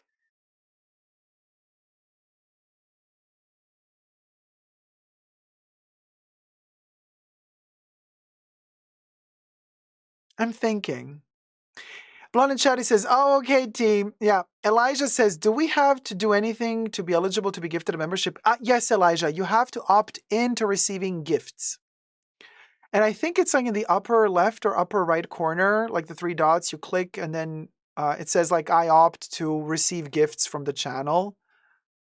And you have to allow YouTube to give you a gift, basically. And when you opt in, then you're automatically in the raffle. When you're watching, You see when you're watching? And then there's like different criteria, YouTube. Lurker here, says Amy Pickett. Well, Amy, you spoke in the pre-show, so you're not a lurker. And also, so like the longer you're watching, the more you chat, all that stuff contributes to having higher chances at winning a membership. Kravi says, lol, same lurker here. Don't be shy, guys. You can comment and don't forget to thumb up the live stream as we are approaching. Ho-hos are tasty. Ho-hos are tasty donated $20. Ty for bringing awareness to LVMH's shady practices. How their intent on devaluing and destroying a black creator's legacy deserves more awareness and outrage. Fork Bernard's decrepit, greedy self. Yeah, there you go. No, thank you so much for saying this, because obviously I don't even know, do people really appreciate my commentary on these things? Do people even appreciate me raising awareness about this? And as much as I would love to live in a world that would be free of racism and racial issues, unfortunately, we're not living in such a world. And I know that my black brothers and sisters have the power to stand up for themselves. I am not in any way, shape, or form trying to take anyone's platform. But if I can support and help, I am glad to. So if this pale white person raises awareness about a situation like this, I don't think that it detracts from a black content creator raising awareness about this, but I would hope that me raising awareness about this helps whichever black content creator wishes to raise awareness about this, as in me and my voice joining in to their voice to just have more voices, out there talking about this issue. You understand what I'm saying here? Because I would never want to step on somebody else's feet, nor do I think that somebody needs me to raise awareness about this, but it made me upset. It upset me. So it made me upset hearing about how Virgil's legacy is being treated. And I thought, no, I have to talk about this because this is not cool. This is not cool for the mere fact that this white-owned company was stating something very specific when they hired Virgil to be the artistic director of Louis Vuitton. There's a whole family thing being dropped into the pot, and now they're selling the family like this? That's not family then. You see what I'm saying here? So that's why I thought it was important to say it. But anyway, Ho-hos are tasty is moving into the bunker. How do I spell? Ho-hos are tasty. Okay, gotcha. Ho-hos are tasty, are delicious. Ho-hos are tasty. Ho-hos. Ho-hos are tasty. And we're going to do a bet because it's Halloween, you guys. Ho-hos are tasty is moving into the mauve building.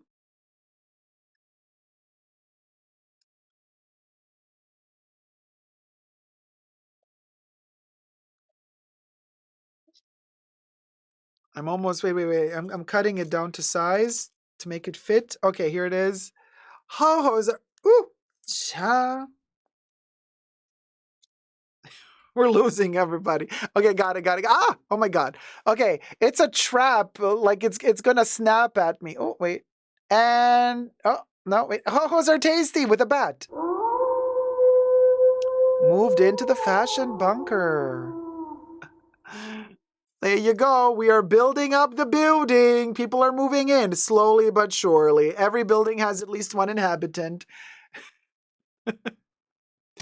Now, Terry just gifted 5 Super Dacob memberships. Thank you so much, Terry. Oh, the real Shakeen is like lurker over here, but I'm cleaning at the same time. John Donuts was gifted a membership by Teresa McGuire. Yoon was gifted a membership by Teresa McGuire. And Kimberly Schreiber was gifted a membership by Teresa McGuire. Mantis was gifted a membership by Teresa McGuire. And then Alina Binna was gifted a membership by Teresa McGuire. Nans Thank you donated so- $20. Bat, if possible, please. Thank you so much, Nancy. Thank you so much, Terry, for being so generous and gifting the 5 Super Grant Dacob Ramirez memberships. donated $5. And Grant Ramirez, thank you so much. Okay, we're moving on into the... Okay, hold on. So let me do Nan Z. We're doing them in chronological order. So Nan Z, let me see. I think I'm going to do... Oh, Nan Z, we're going to do the lilac color. So Nan Z said Nan Z wants a bat. Okay, so we're going to do a second bat.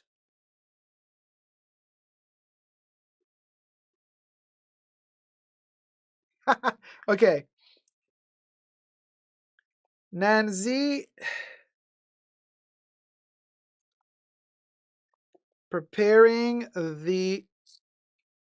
Okay, Nancy just moved in with the bat. Ooh, fabulous. And then we got Grant Ramirez. Grant? So I'm thinking, Grant, what should we do? Oh, jack-o'-lantern. Okay, let's do a jack-o'-lantern. Let's do a jack-o'-lantern.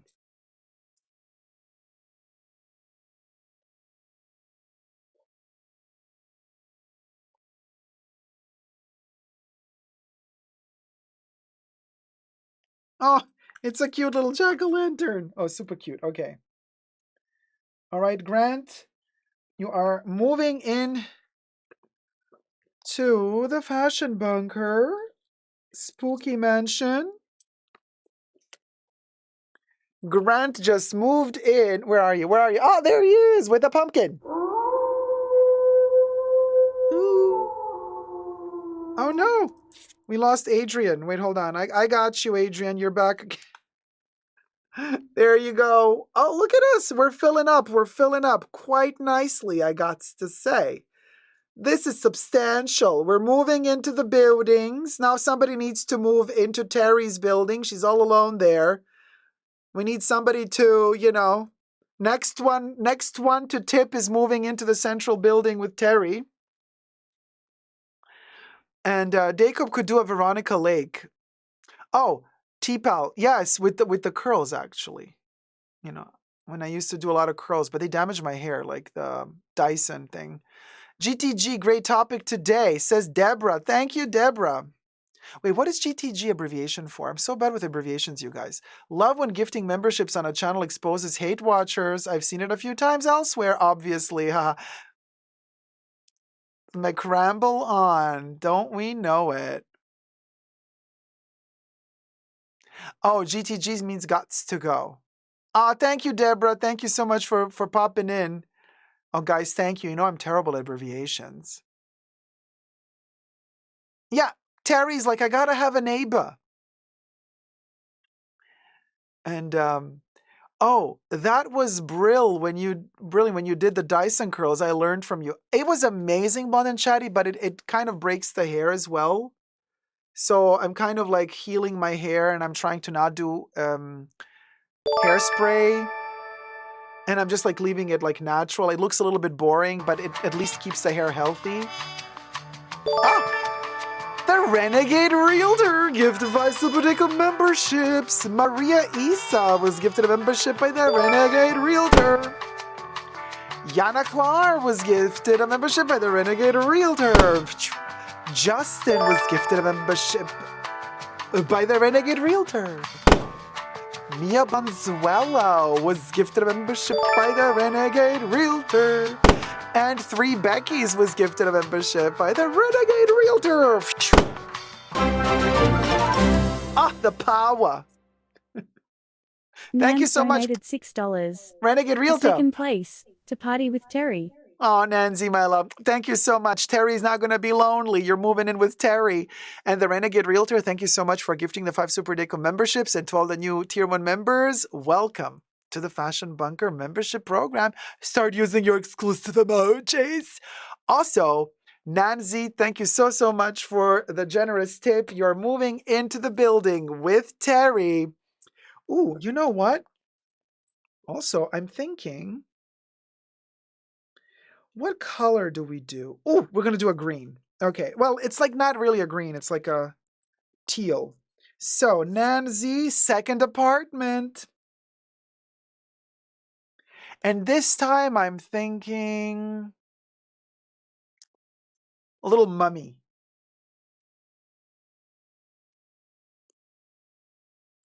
Little tiny mummy head. Nancy. No, I'm laughing because like it's such a funny little mummy. Nancy is right next to Terry. Oh, oh no, we're fine. There you go. Woo. And we lost Adrian again. I have to glue this better. Hold on. You know what, Adrian? We're going to give you a new one because for some reason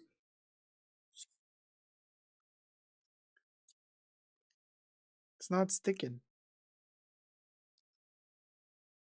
Why is it not sticking?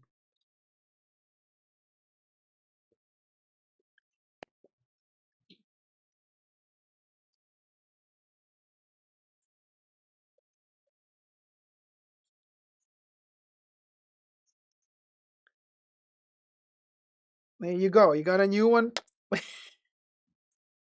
Adrian, I made you a new sticker with a new broom because the other one kept falling off. The glue was gone. Oh, Adriana! Thank you so much, my love. Hold on. Adriana ZD donated $50. Dacob, thank you for the interesting stories. You look fabulous today. Oh, thank you so much, Adriana. Hold on, let me add you. I know, Adrian of Sydney, you keep flying with the broom and crashing. You're trying to enter Terry's apartment with the broom, but she keeps the window closed because there's a lot of gushes of wind lately. So, Adriana, here goes Adriana.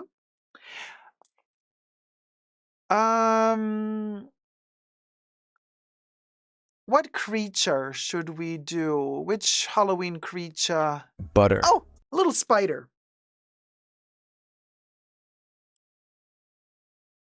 Cute little spider for Adriana. Also moving on into Terry's complex. Fabulous party going on. Look at us. Adriana with the spitter. Ooh, yes, now we're talking. We're filling up this building like there's no tomorrow. Check us out. Yeah, period. Period. Period. Lovely. So I bit a bat. I bit a rat. I bit a bat. I bit a rat. Oh, a little rhyme, a little spat. Debbie, no. No, you don't know. You don't know. Debbie, you don't do TikTok. You don't know. The spitter. What's the name of that character on TikTok? The doll. The doll. Polyhesa says, "Oh, I am number 7. Look at who. What is that 300 number I have next to my name? What? What are you talking about, Polly? Jasper the doll. Thank you, T-Pal. Yes, T-Pal knows. Learn from T-Pal. It's Jasper the doll. Always said, there's a spitter in the kitchen next to the noodle. S. Barbs, thank you so much, sweetie. S_Barbs donated $20. S. Barbs, you're moving in. And I want to say, you know what?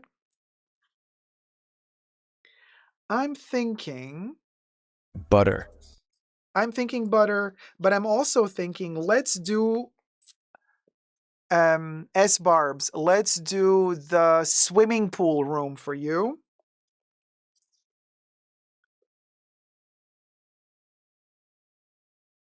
And the creature,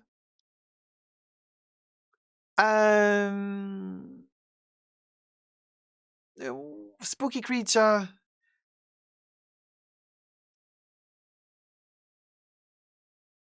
Okay, I did a little monster Frankenstein. Very little, because you can't really draw it that perfectly. But look at that. You got the little Frankenstein as Bob's. As Barb's moved in as well into this is the swimming pool complex. Okay, you understand. Look at us filling up. This is fabulous. Thank you guys so much. Ooh, we're getting fuller and fuller. Polly Hester says, I watched Dacob for 300 hours. Lord have mercy. Well, you know, I am addictive after all. McRamble says, why is Bubbles saying butter? Oh, McRambleon, because I took inspiration from Canal Street. That is, what's his name? This is like, you know what I'm saying? Oh my God, I forgot his name. You got a total brain fart. Pharrell Williams. That's Pharrell Williams talking about his inspiration for the Louis Vuitton bags. He says they're like butter, but they also look like the fakes on Canal Street. So that's an interview he did several years ago or a year ago. And we have that voice clip of him saying butter. That's why we have the butter. Oh, Blonde and Chatty, thank you so much. Oh, thank you. Blondie and Chatty donated $91.85. Thanks for all you do for us. Thank It's you a so lovely much. So 4 and 20. generous. Thank you, Blonde and Chatty. Wait, I'm thinking, oh, you know what? Okay, I got a place for you in the house.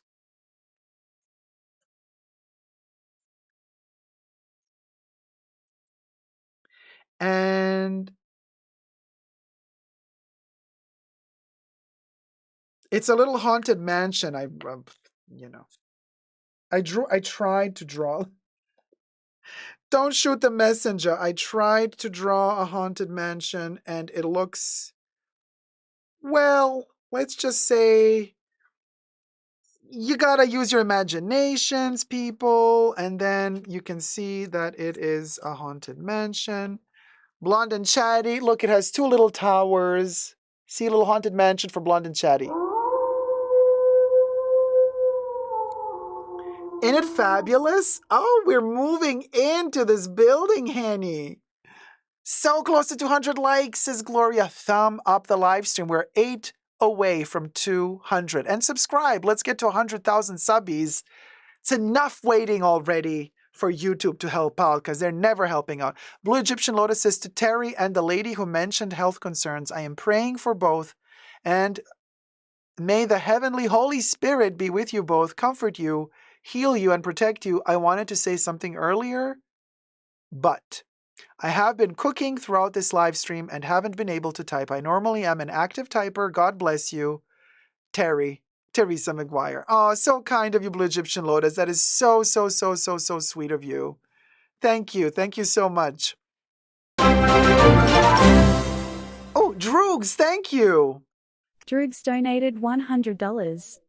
Thank you so much, sweetie. All right, let's add Droog. Okay, so wait, who said?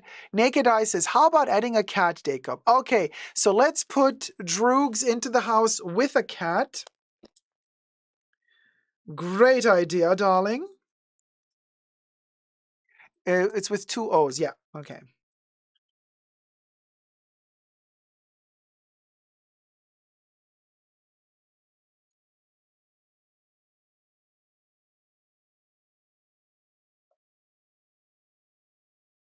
Oh, okay. My cat looks a little special, but it's a special cat. But it's a cat. It's a cat, y'all. I gave it my best. Hold on, let me.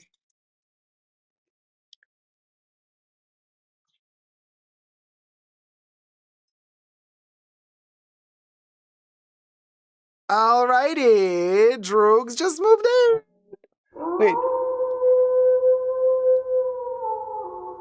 With a kitten. With a kitten. There you go. Thank you. Oh, Adrian. Oh my God. You know what? You keep falling off. You keep flying off with the broom. Third time we're trying to add Adrian. I'm gonna give you a different one that maybe sticks better.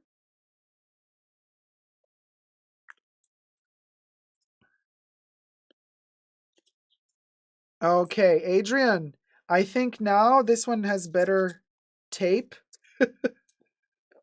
Adrian has been flying away with the broom 3 times now. There you go, Adrian.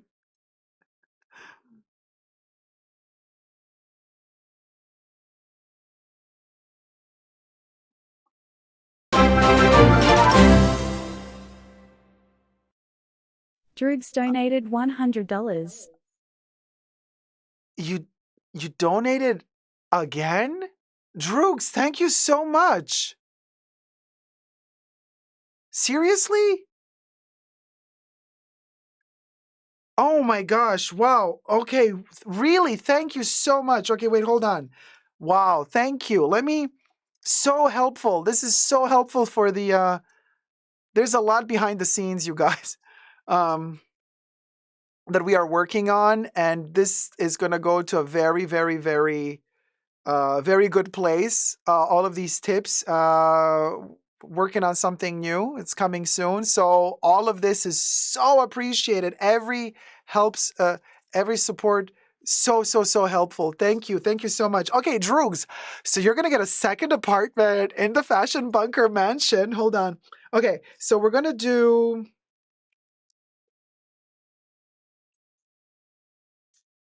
Pink. Let's do pink. Yeah. I'm thinking which color. Sorry, I was just like thinking what would be the best color. Let's do magenta pink next. Okay, Droogs is moving in with the pink one. And I'm thinking what a creature of the night do we do next? Because Halloween, let me think. What other no, wait, we did that. No, we did that too. Mm, let's do another ghost. We did the broomstick. Yeah, no, let's do another little ghost. A ghost with open arms. Oh, this is cute. Okay, we got a really good one. Hey, Droogs, check you out. You're moving in right here. There you are. We got Droogs with a ghost with open arms and Droogs with a kitten. Oh, fabulous. We're filling on up, y'all. Filling on up. Terry, give me the top left apartment for after pay or after play. My loft is too full of party people. All right. Terry, you shouldn't have. Seriously? Teresa Oh my Maguire God. donated $50. Thank you, Add Terry. this to Thank my you so tip much. from earlier. Always love supporting the bunker. Terry, my love, thank you so much. So Terry wants the apartment right next to so the party can expand after party. Oh, gotcha. Okay, Terry's dropping the main party here, but then the after party's here. Okay. So I want to say, so let's do wait, what's the color that's still missing here? Oh, okay, we can do the blue one for Terry. Okay. So, Terry, what creature should we add? Terry loves cats, so let's add one more cat for Terry.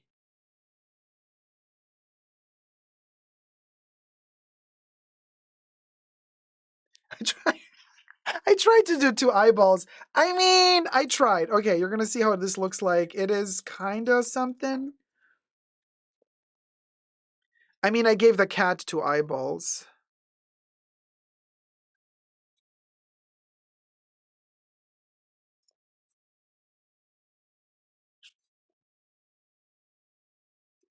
I can't see. Oh no, I see it.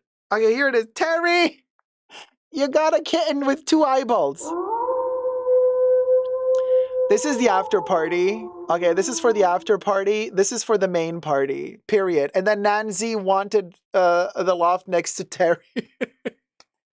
So we're all like, okay, the building is building, honey. Yes, we're getting somewhere, finally. We're filling up, baby. We're filling up the Fashion Bunker. Thank you guys so much. Plus, these live streaming services keep upping their monthly fees. It's predatory, says McRambleon. What are we talking about? Like Netflix and stuff? Terry, you got the cat. Yeah. Rhea is like, where's the warm up, Terry? I want to say the warm up is in the swimming pool because, yeah, we're all going to S Barb's for the warm up in the swimming pool. There goes the neighborhood. Blonde and Chatty, you have your own apartment. Blonde and Chatty's like, who am I staying with again? So you have your own apartment, but you are in, here you are, Blonde and Chatty, right next to Adriana. So you both have your own apartment. And then there's Terry and Nancy. Yeah. And you got the haunted mansion. Oh, Rhea, there is no HOA here. We do not let any homeowners association mess with our haunted mansion. Absolutely no. Terry, the overflow. Yes.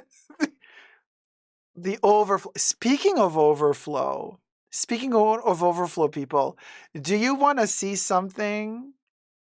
Speaking of overflow, let's watch the Valentino fashion show together and see how many pieces Alessandro Michele did this time, because he did like 187 looks or 197 looks for the cruise collection. But this is the spring summer 2025 collection. It's like his first official, not cruise, but like main collection for Valentino. The show just premiered a couple of days ago at Fashion Week Paris, even though Valentino is an Italian brand. Valentino showcases in Paris. Sasha's like, this is like the haunted Melrose Place mansion. I'm here for it. Oh, totally. Who remembers Melrose Place? I used to love that show. I loved 90210 Beverly Hills. The same makers also made Melrose Place. And I also loved Melrose Place. Loved Melrose Place. Loved Melrose Place. It's a classic. Oh, T-Pal, it's a classic. Tina says, oh my God, me too. PJ says, me three. And do you remember when Heather Locklear joined the cast? And when you were like young, you thought, oh my God, she's amazing. But then little did you know, Heather Locklear was already super popular because of Dynasty in the 80s, because Heather Locklear was in Dynasty, right? So she's already a seasoned, telenovela actress, right? And then when she came to Melrose Place, we was like, oh, H. Sonia, thank you so much, sweetie. Sonia donated $20. Love all the topics today, Dacob. Thank you and the bunker for cheering me up today. Positive vibes to everyone. Thank you so much, H. Sonia. And let me see, where do we position you? Fabulous. Okay. We got a spot.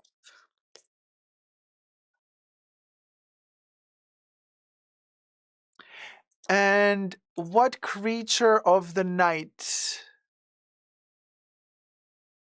do we give you? I want to say we can also have a little spider for you too. And I'm saying that, oh, you know what? We're going to do a spider web for you because you want good vibes, positive vibes. So we're going to do a spider web dream catcher spider web that protects you when you're sleeping. That's a good one. So let's do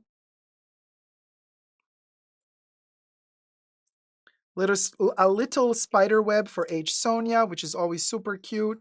I love a good old spider web for Halloween. Period.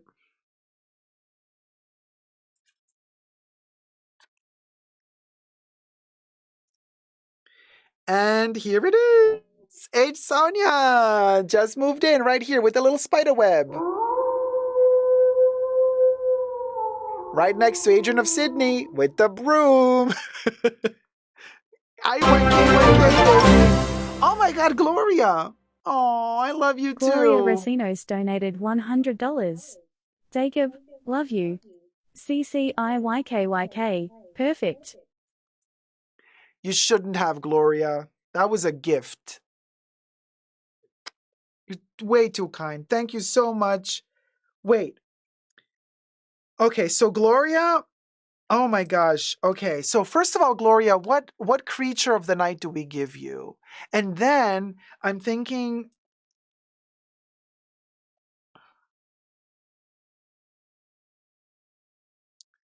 I'm thinking. Oh yeah, we're moving in. We're moving. Oh my God, the party's gonna be lit. By the way, Gloria doesn't sleep. She's just like me. So you know, if Gloria moved into the fashion bunker, the party's gonna last all night because like after everybody like collapses on the couches, Gloria and I are still gonna be like sitting at the table being like drunk, you know. And another thing, I told you that other day she was gonna go, and you know that I know that when she went, you know. Okay, yeah, that's the vibe. I'm telling you. Let's hop. Okay, wait. Give us a tequila and we'll party all night. Okay. So Gloria, I want to say, um,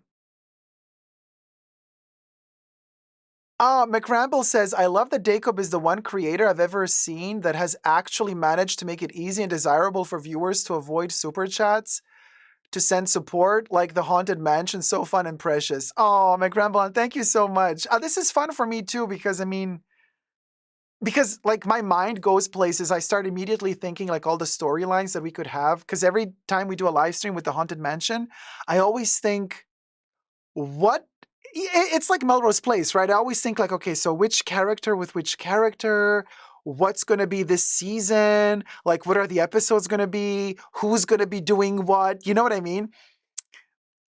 It makes my brain go places, so it's a lot of fun for me as well. So Gloria, what creature? Oh, hi, 5 foot nothing. How's it going, Kaz? Wait, what creature do we give Gloria? I'm thinking, oh, candy corn. Candy corn. She loves her sweets. Let's do candy corn.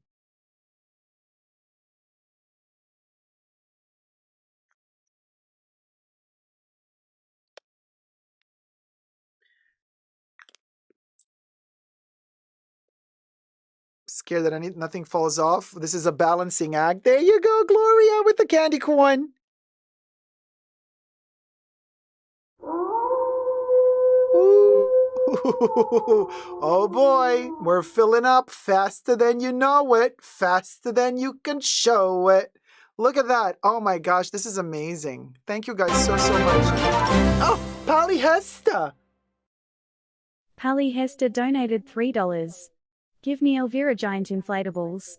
You want Lol. an Elvira giant inflatable, Polyhesta. Cha, how are we gonna how am I gonna give you an inflatable giant Pally? Wait, hold on. So let's put Polyhesta, aka Louis, easier to write.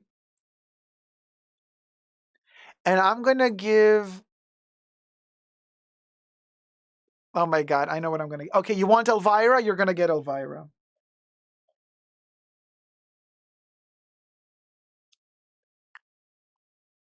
You guys, jail. Okay, I will see myself out.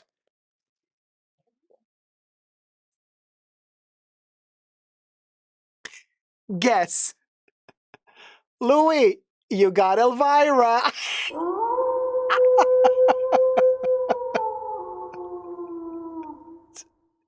Jail. Jail. IYK bitches. IYK. T-Pal, member for 30 months, tier 2. I'm using my freebie tonight, but appreciate all the love and support given to Dacob and his bunker. Thank you so much, T-Pal. Very kind. Thank you. No, but Pally has the IYK. Oh my god, this is Pally. Yes, the boobies. Oh, Rosanna. Okay, wait. Yeah, we need the tassels. You're right.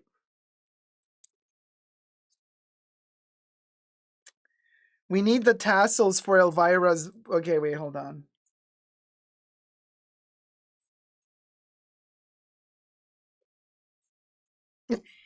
It just, this is getting more and more insane. Okay, I gave you the tassels. I can't really do them like she would, but It's the thought that counts. There, with tassels. Oh no, who fell down? Sorry. There you go. Louie, you got Elvira with the tassels. Cha. And no way, Jose.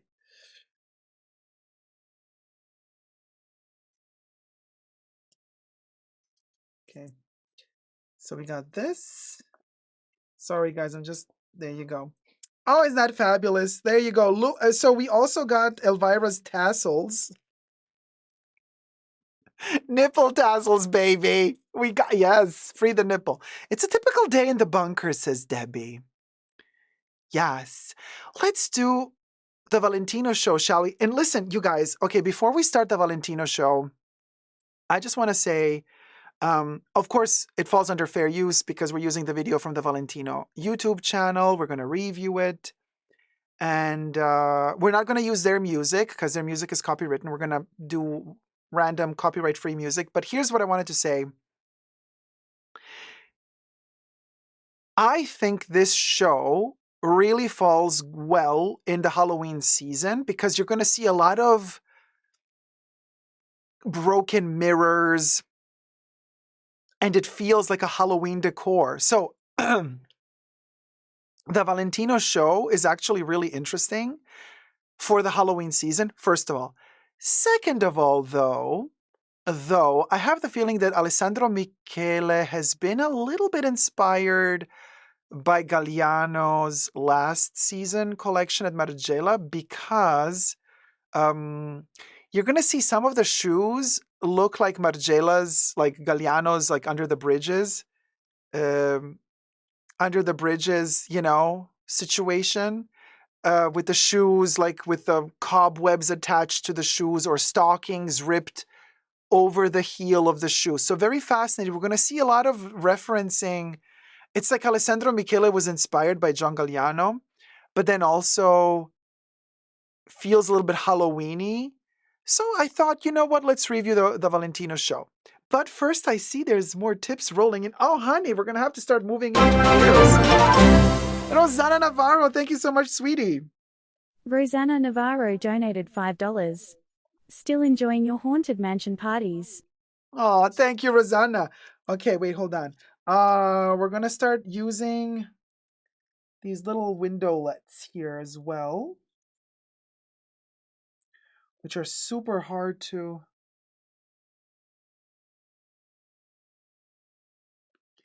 Okay, I gave Rosanna a little miniature snake. I'm like, how is this even going to work? I don't know. Let's try. Okay, Rosanna, check this out. Oh my God, we're losing all the pink. You know what? These new colors I bought, they're not sticking well. Leave it to Dollar Tree. Rosanna, there you are with the little snake underneath. There you are. I just moved into the building. Brenda. Brenda Thank you so donated much. $20. Good morning. Just waking up to the fashion bunker. Heart. Hey, sweetie. All right, Brenda. Brenda is moving in with Rosanna and the floor underneath. I'm trying to write this down properly. Brenda? Yeah, Brenda, yeah.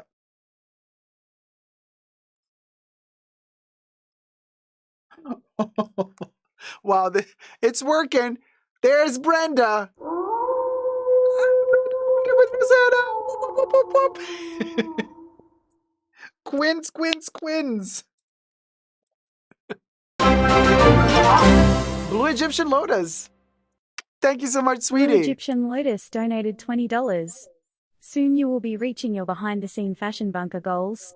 Cheers 20. Thank you so much, sweetie. All right, Blue Egyptian Lotus coming up next. Moving into the bunker. The bunker. The bunker. Blue Egyptian Lotus.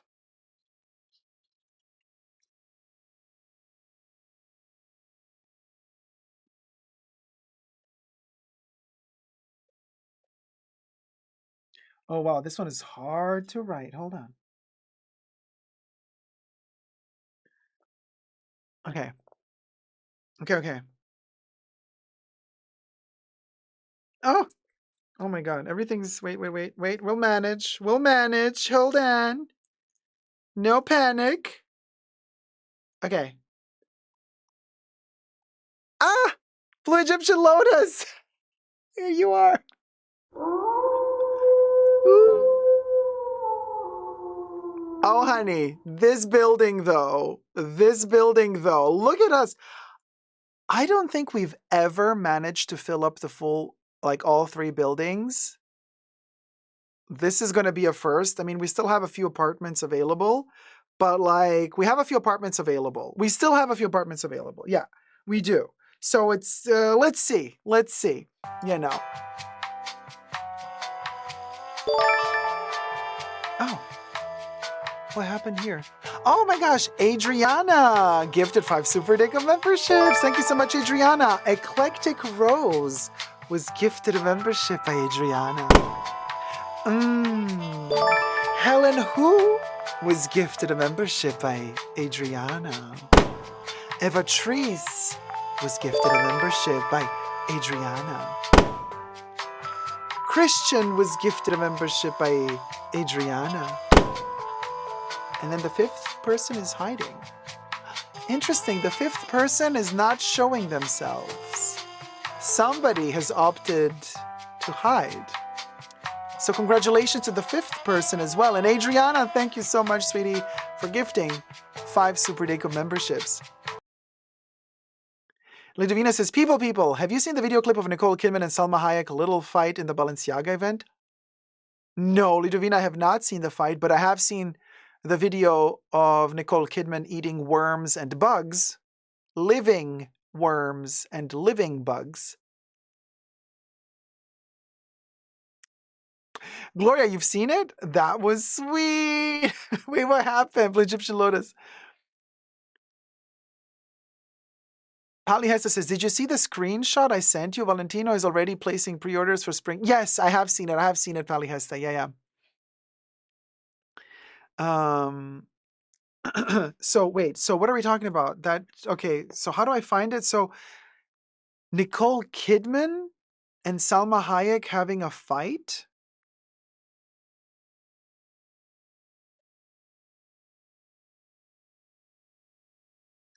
I don't know how to find that, you guys.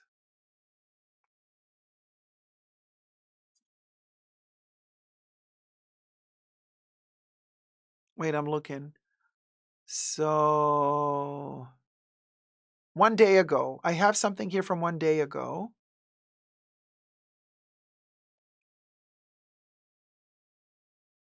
So let me see. I mean, not me. I found something on Google from 1 day ago. Okay, Salma.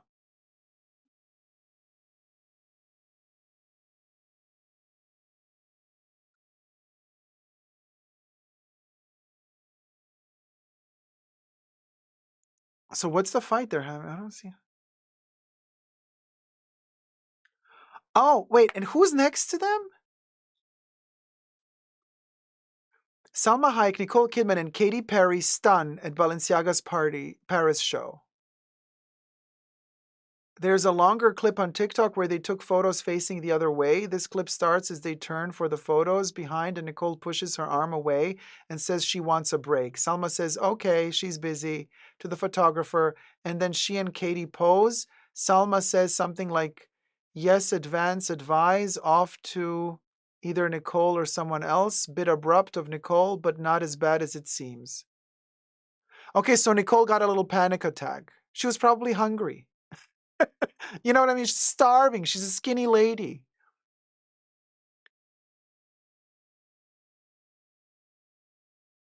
Well, because Salma's husband owns Balenciaga, so Salma was probably like, bitch, you're invited. You got to take photos here to promote my hubby's brand. And Nicole was like, I'm tired. Give me a cricket.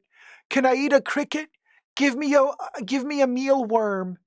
Give me a silkworm. Give me some protein to nibble on. Give me some animal. Give me an insect. And then I can keep going for more photos. But I'm hungry. You promised me. You promised me a cricket. Gloria says, yeah, it was a little awkward. Yes, Dacob, it was like that. Oh, okay. Yeah, right, Gloria? Yeah, and Nicole is like, Gloria was like, I can take the photos for the degrade photographers. I'm seeing everything degrade. Everything is degrade. Give me something. Give me a living animal to eat before. Oh, thank you.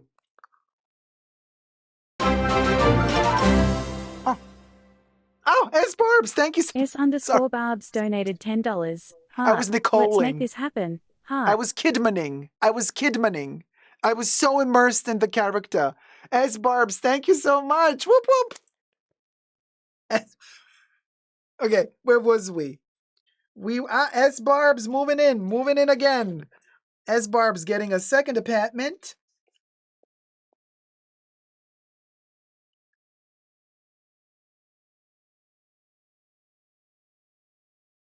S Barbs, there you is. Right there. Woo. Oh, and now this special little complex, IYKYK, is also filled up.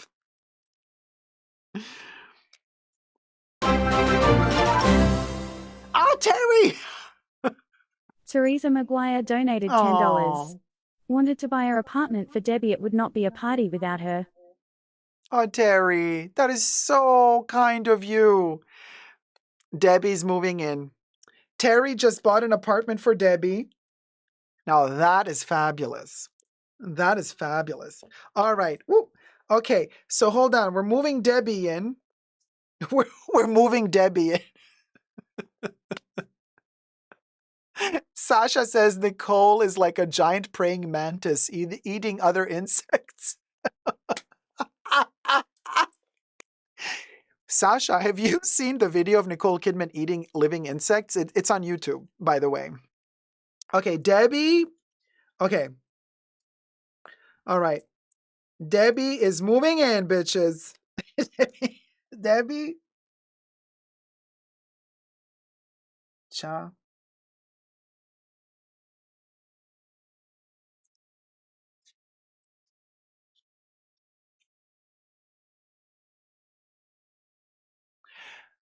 And I'm thinking, what creature do we give Debbie? She gets a werewolf because she likes dogs.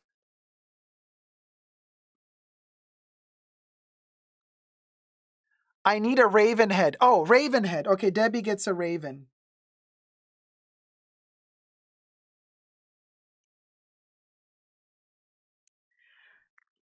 I mean, it looks like a duck, but it's a raven. We're just going to say it's a raven.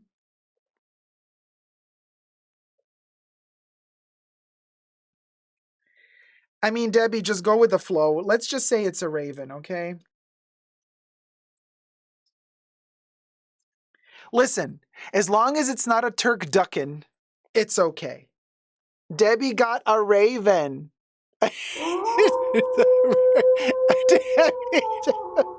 No, Debbie.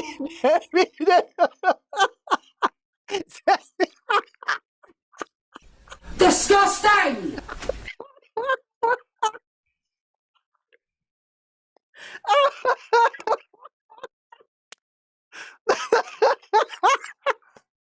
Okay, that raven has seen better days.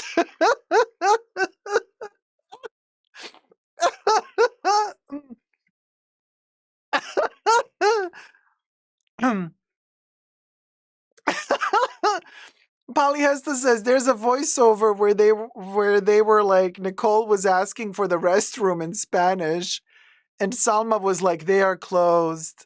Aw. Rhea Hortari is like, real estate guru Terry. 5'0" 5FT nothing donated $25. Yeah, they're going fast, baby. Better get one quick. Mm-hmm. Wait, hold on. Oh my god. That was funny. Okay. So oh, that was funny. That raven though. Cha.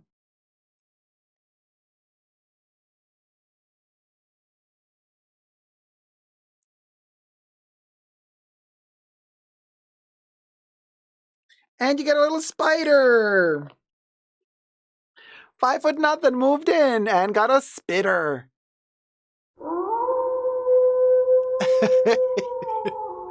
Wow, look at us. Oh my gosh, it's filling on up.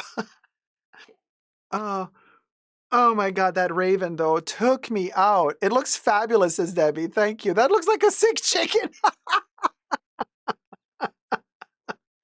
Raven, more like a bathing duck. Cute raven, says Rosanna. She has been through it, Palliest. Oh my god. The raven said nevermore. Ooh, little Edgar Allan Poe moment. Ladavina says, that's the one I rate to send you. It's so funny. Wait, what? That's the one I rate? So what happens in the bunker houses stays in the bunker houses. Honey, I just watched Nicole Kidman eating bugs. I told you, meowsers. That's why she's like, I'm not going to take more photos until you don't give me a cricket or a cockroach. I mean, if she's going to play the racial card, she could look at Salma Hayek and be like, or a cockroach. I'm sure you have those. You know what I mean? Pally says the house looks very degraded. Degradé. Oh, yes, the house is very degradé. You understand. It's the haunted degradé mansion. Degradé. Lux84, thank you for becoming a member, sweetie. And, oh, Debbie's Raven. Debbie's Raven Donated donated $10. $10. I want my independence. Debbie's like, oh my God, my raven is tipping. Only in the bunker. Debbie's Raven. All right, Debbie's Raven wants the independence. So you know what? We're gonna give a house to Debbie's Raven. Debbie's Raven is moving out and it wants its own house. And I have a sneaky suspicion it's because Debbie's Raven wants to poop all over the place and is sick and tired of Debbie saying, wear a diaper. Wear a diaper. Debbie's Raven is like, no, I want to shit wherever I please. It's a free connery. Debbie's Raven. Hold on, Debbie's Raven.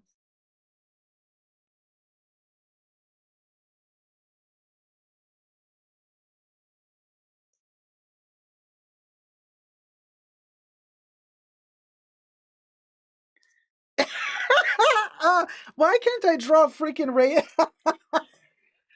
Oh, no, this one is even more funny than the last one. Okay, so Debbie's Raven moved in and it looks even freakier than before. It's the beak. Debbie's Raven. There it is, you guys.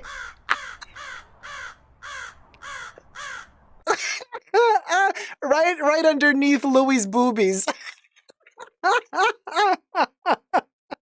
You guys.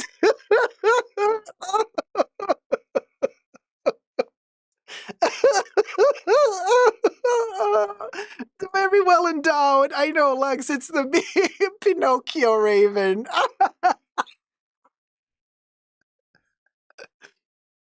It's the proportions of the beak. It looks like a baby pelican.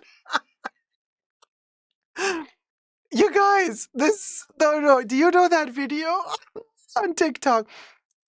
It's also on Instagram with the with that zoo in China that painted the Chow Chow dogs like pandas, and they were trying to sell tickets to people to see the pandas, but they were dogs painted as pandas.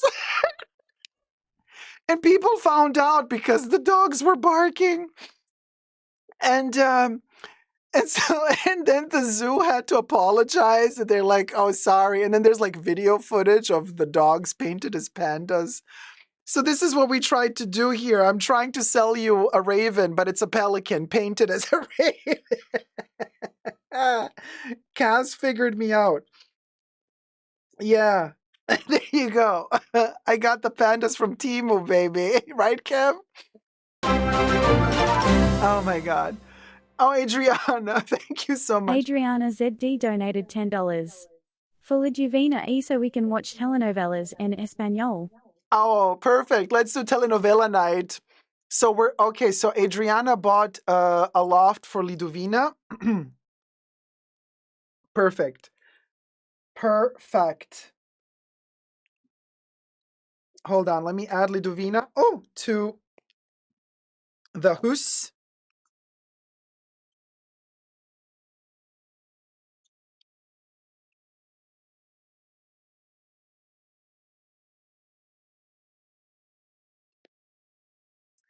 And then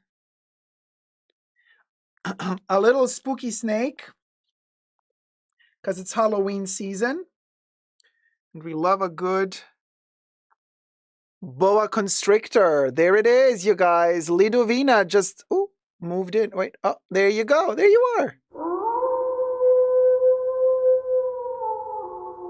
Right underneath Debbie's Raven and Louis' boobies, next to the bat and the Frankenstein. I'm naming my band Louis' Boobies, says Droogs. Perfect.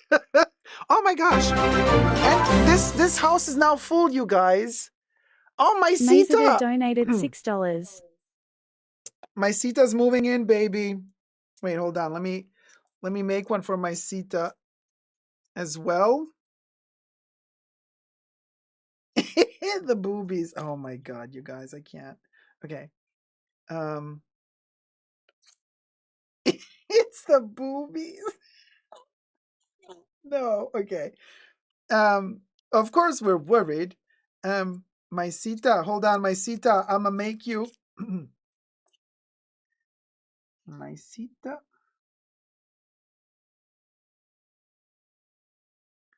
And then we're gonna have to do another snake because we have no more space. There has to be tiny crawly things, you understand.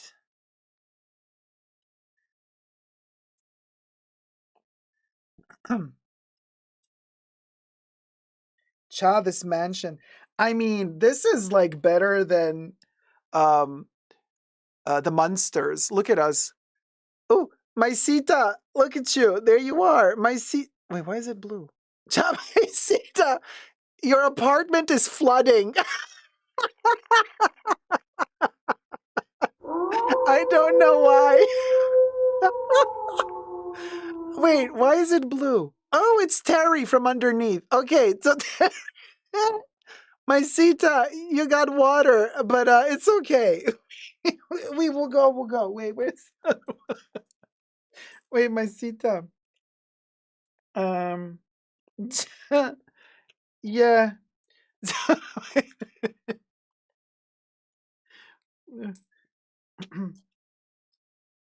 There you go. You're flooding, but it's okay. We got you. She got the pool, darling. Yes. Oh, Droogs, thank you so much. Much love to you too. Oh my God, Australian court approves the raven is real. Yeah.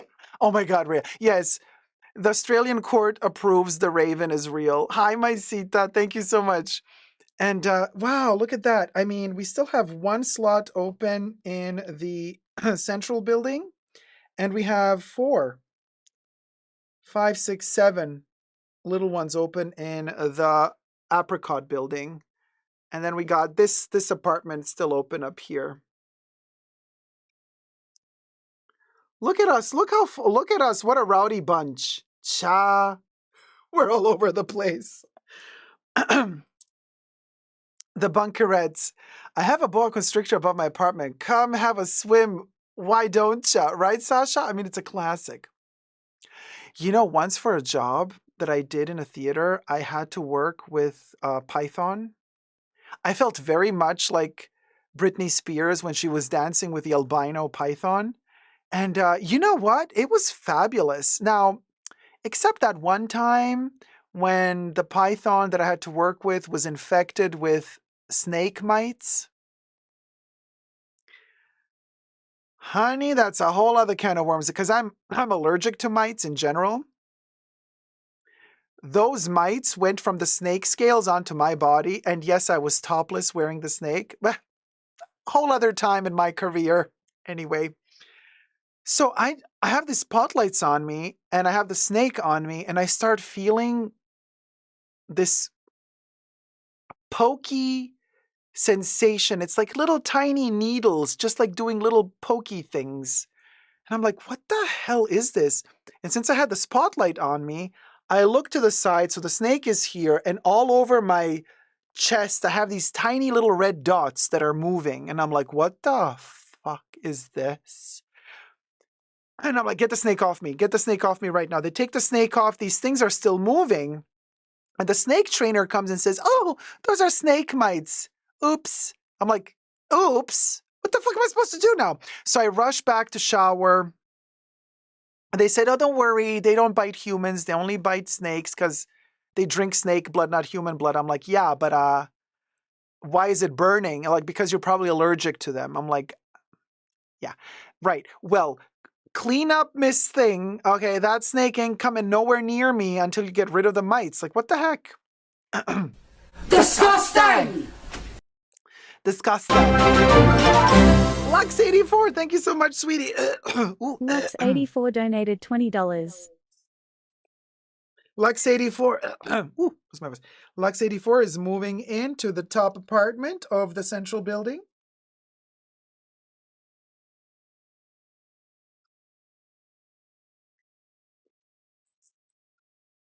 Lux84, there you is. Tiny but visible. Thank you so much, Lux84. Snake Mite donated $6. Miss you, babe.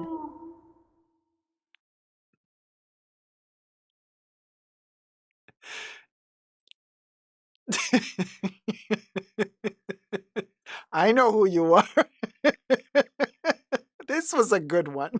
This was a good one. Let me take a second. You're killing me here.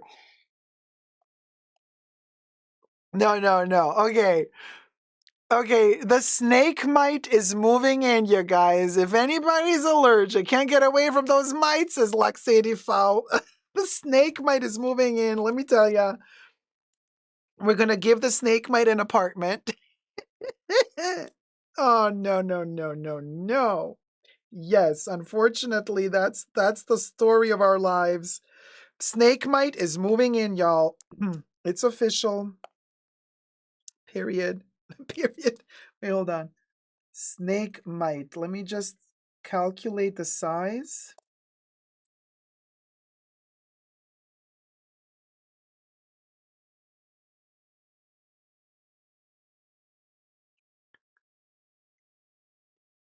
No. And oh my God, wait, everything's falling apart. The house is falling. The house is on fire. Snake bite, you're right here. That's oh shit. I lost a person. Wait, one of you flew the coop. Where did it go? My God. It's these new little stickers. They're not working. Hold on. So you know what? I'm gonna give Dollar Tree. What can I tell you? Terrible. Good to know. So Gloria just fell out. I'm gonna give Gloria a new one. Gloria had the blue sticker. Now I'm giving Gloria the purple one so she doesn't fall off anymore. Perfect. Okay. The snake mite. Can we talk? We have an apartment for Debbie's Raven, and then we have an apartment for the snake mite, and then we have an apartment for Louie's Boobies by Elvira. Too much vodka, says Gloria. Too much vodka. Let's dedicate one room in honor to our lovely Coco. Adriana says, for the spirit of Adriana ZD donated $10. For the spirit of Coco. Coco was used to staying in a tiny room at the Ritz, and she's going to stay in a tiny room at the bunker as well. Humble, modest lady. You understand. Coco just moved in under the snake mite.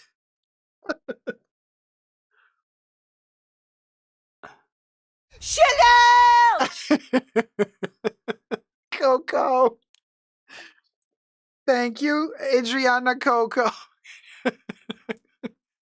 I love how we went from Valentino to Snakemite. I mean, only in the fashion bunker can something so crazy make sense. And it kind of is scary how it makes sense, which just shows to us how we can break through the the matrix. This is when the matrix starts falling apart, when we realize how everything is totally random and crazy in this world. That's what it is. It makes sense to us, Gloria. It totally makes sense. Coco gets a camellia. Coco is a camellia at this point. She's reincarnated, baby. So we got 1, 2, 3, 4. We got 5 slots left. We got 5 slots left. And then we're gonna, I don't know, then we're gonna have to start moving in together with each other. You know, Three's Company. That's another TV show I love to watch. With Jack the Tripper. Not Jack, to not be confused with Jack the Ripper. He's Jack Tripper. T-Paw's like, but I ain't got no mites. No. We got no mites. We're not snakes. They just bite snakes. But like I said, I mean, I was allergic to them. Oof, that was so weird. It wasn't itchy. It was like a burning sensation. Yeah, that's it. It was like a tingly burning sensation on the skin. And they kept telling me, the snake mites don't bite humans. And I'm like, what are you trying to tell me? That I'm a lizard person? Oh, honey. Don't try me. I'm no Queen Camilla. Oh, speaking of, Charlie.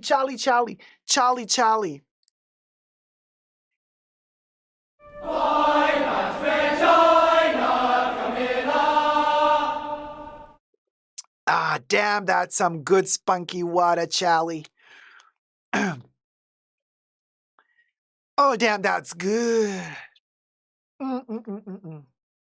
Way to go, Charlie. Remembers me somehow of the movie Snakes on a Plane. You know what? That's a good one, even though the CGI, but I really enjoyed that movie.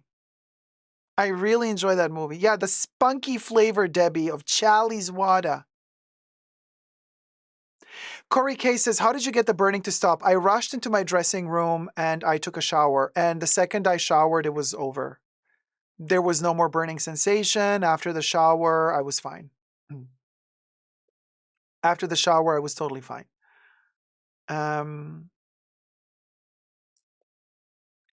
That's it, you know, and it was literally like that. That's it. Like those mites don't live on humans.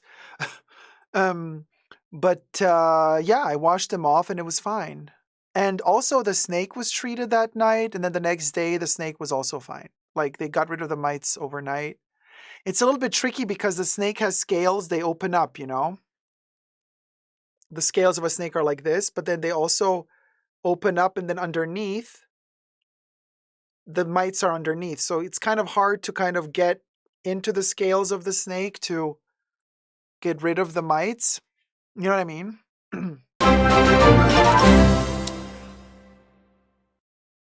Bruno and Lena donated $20. Virginie needs a place to stay. Bring home the bacon. Bruno and Lena, listen, I want to say, okay, I'm not giving them an apartment. I want to ask you, of all of y'all who already have an apartment, who is willing to have Bruno and Lena live with them? Who is willing to have Bruno and Lena live with them? Hi, Patricia. How's it going, sweetie? No way, says Angie. Gloria's like, not me. Only over my bacon, says Rhea. Corey K, I did perform with the snake again. Yeah, I did. And the snake was fine. The snake was fine later. The snake was wonderful. It was a wonderful snake. Wait, nobody wants Bruno and Lena?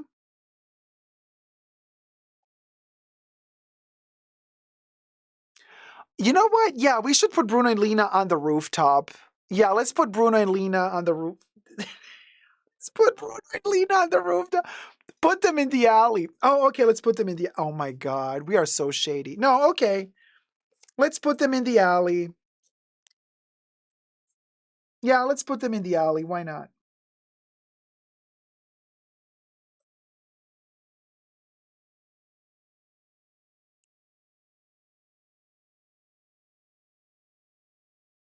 Like an alley cat. Okay, Bruno and Lena.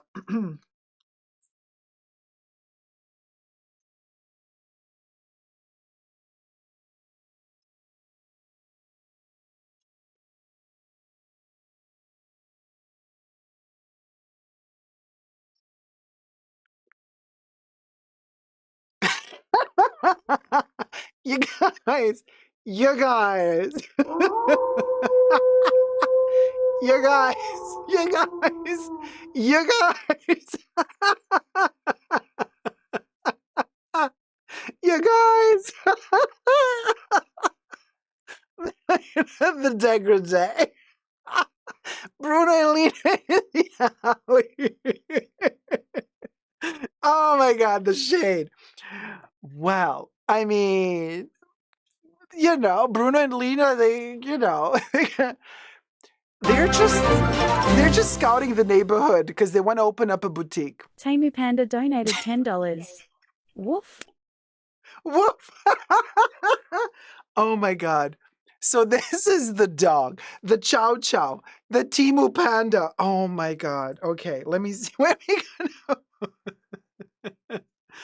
Okay, who wants to live with the Temu Panda? Does somebody want the Temu Panda to move in with them? They're very well educated. Grace says me. Grace, where's your apartment? Grace, oh, okay. Lux84 says, yes, give me the bamboo. All right, Lux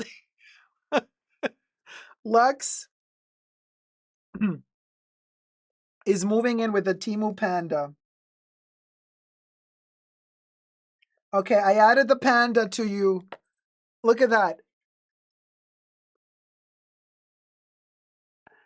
Right there. Look at the little that little thing, the little black thing with the black thing with the two black ears. That's the panda. That's the Temu Panda moved in with Lux84. Now listen, the Temu Panda is underneath the rooftop. It can get a little loud. No, Grace, they were really cute. The dog pandas were so cute, even though it was a bit of a scam. Yeah. Wait, maybe I can show you guys the. Who did I send? I think wait. Hold on. Um the Temu pandas.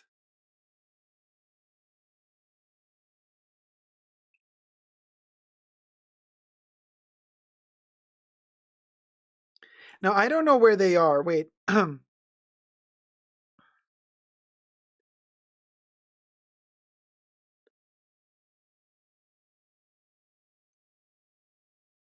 Where are the Temu pandas?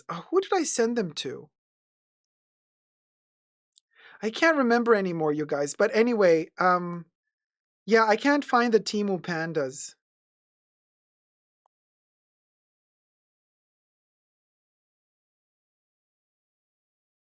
Yeah, Debbie, I remember them. Oh, Kev, I can't find it. Can you send it to me, Kev? Because maybe I have to scroll like yeah,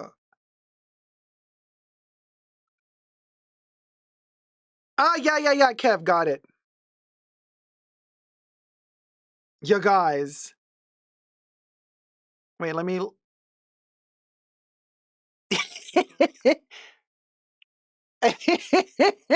you guys.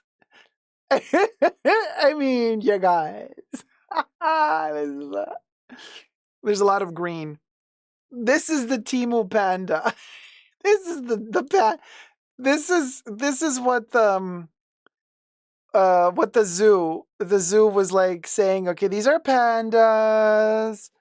Okay, let me show you the baby. They even have a baby version. Let me show you.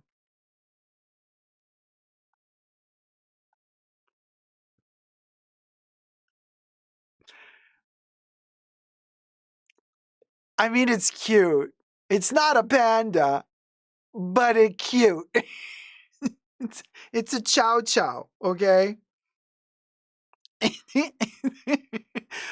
China, Tina. It's in China. So the zoo was charging people to see pandas, but they were dogs. And oopsie, they got caught. And then they apologized. But it is cute, though. That smoky eyeshadow, right? Somebody had to paint that onto them, you guys. And also, I mean, the black color, easy, right? But the Chow Chow dog is not white. So how did they get the fur this white? How did they get the fur this white? In China, I don't know what chemical they use to bleach these poor dogs. Yeah, Kev, Chow Chows are dangerous. They can rip your face off. Yeah, they can. They're very moody. They're moody. But let me tell you, uh, how do they bleach their fur so much? But anyway, it's cute. Whitening shampoo says Blue Egyptian Lotus. I don't know, girl, but they white. So anyway, that's so adorable. That can't be healthy for them. No, it's not. Ah, bacon bats. Bacon Bats donated $6. Happy Saturday, Dacob. Thank you so much, bacon bats. Who wants to move in with the bacon bats? I'm thinking Terry. I think you should move in with the bacon because both Terry and I love a late night snack. We love to order in. And I think Terry, I think a bit of like crispy bacon bats, I think would be right down our alley. What say you, Terry? She went to take her meds. Patricia is like, no, Terry's not. My daughter is now designing a sticker that says the raven is real.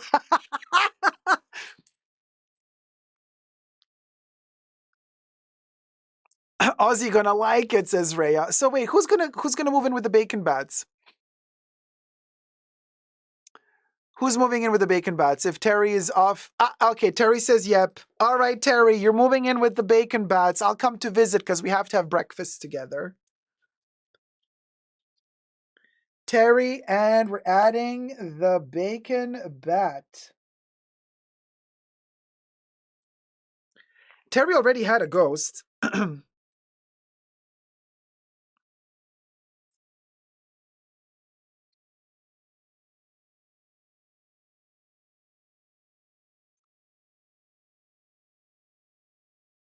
And Terry moved in with the bat. There's the ghost and the bacon bat. Bring home the bacon. There you go. We got that settled. Johnny G, thank you so much. Johnny donated $10. I need to store my I need to degrade. store my degrade. So, Johnny, we need a space for the degrade. Johnny, Johnny G. Wait, without an H, right? No, with an H.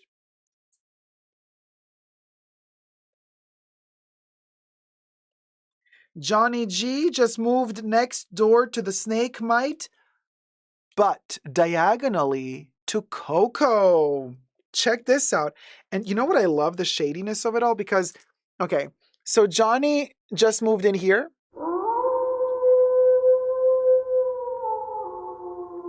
Coco is living here.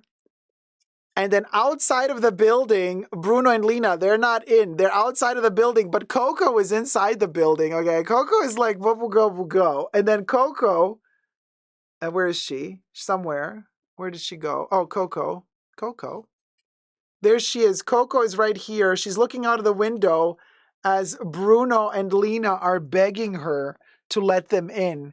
And she's like, ain't no way, no how. You is gonna come in here. Coco knows. Coco knows. Where do I live, says Droogs? I was driving, it didn't see it. Oh, so you live in you have two apartments. You are here and here. And you have a special ghost with open arms, and then you also have a kitten. There you are. Right here and right there. It's not focusing. There you go. Why is it not focusing? It doesn't want to focus on blue. This camera is weird. So anyway, thumb up the live stream, you guys. This is great. Your apartments allow pets. Yes, the apartments allow pets. A lefty and a righty, says T-Pal, for Droogs. Oh, man. Where was I? So should we see the Valentino show? Do you want to see the Valentino show? Let's watch the Valentino show. Like I said, it's a little bit spooky. Broken glass. The heels look like the Margiela heels, Galliano with the stockings ripped over them, something like that. Let's watch Alessandro Michele's first spring-summer collection for Valentino. The music is copyright-free. I just added some other music, not the original from the show. Let's see the degrade.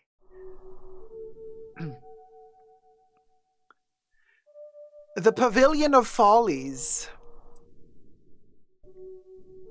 You see how he's going for that Galliano look with the drapery, the dégradé. And this is the first look. And I already like it. Look at the broken glass. And look at the heels. You see what I mean? It's a bib, right? It's Alessandro Michele saying to Chanel, I can do this. The polka dots, classic Valentino. He is referencing the archives. Love a depressed model, barely alive.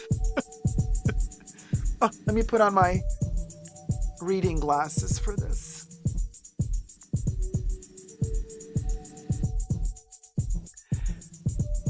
That collar, believe it or not, is also typical Valentino. I love that he's giving a shady snark. You see those stockings? They're Valentino red. Now, you know that Piccioli made a different... This is why I'm wearing the pink ones. Because Piccioli, when he was at Valentino, he kind of left the traditional Valentino signature red and started using his own signature, which is this pink. You see what Alessandro Michele is doing? He is subtly bringing back the Valentino red and letting go of Piccioli's magenta. Isn't that clever? But like you see, he's putting it in the stockings. The stockings are the classic Valentino red. So bye-bye, Piccioli's pink.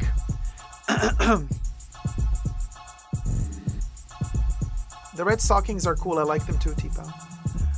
So we have our embroidery. You know what? Am I crazy to say that... Okay, this is Alessandro Michele for Gucci doing Valentino. I was just about to say, am I crazy for saying that his Valentino is more Valentino than what his Gucci used to be at Gucci? You know what I'm saying? Like, I still see it's very Alessandro Michele, but like, I love that broken glass on the floor that they're walking over. But like, he's nailing Valentino more than he did Gucci. I feel like this is more Valentino. That little ruffled collar, bib, the shoes with the bows, also very Valentino. That slight green, very Valentino. It's when he does these ornamental hippie-looking things, which are referencing the 20s. This is Alessandro Michele. Okay, so this is where he shows himself. But if he's not too ornamental, then he lets the brand he's working for shine through. So this particular pattern is very much him and not so much Valentino. The hat is very Valentino though, and also very Chanel Fall Winter 2024, isn't it? Not the color, but the shape. Little ballerina flats. Denim, very unisex. It's the vest that turns this into a Michele piece. If you take that vest off, it's very Valentino. You know what I mean? It's the details, right? As like separates. We see Valentino here. So Valentino is famous for his, Valentino Garavani, famous for his polka dots, famous for his signature red, and also for lace. He, you know.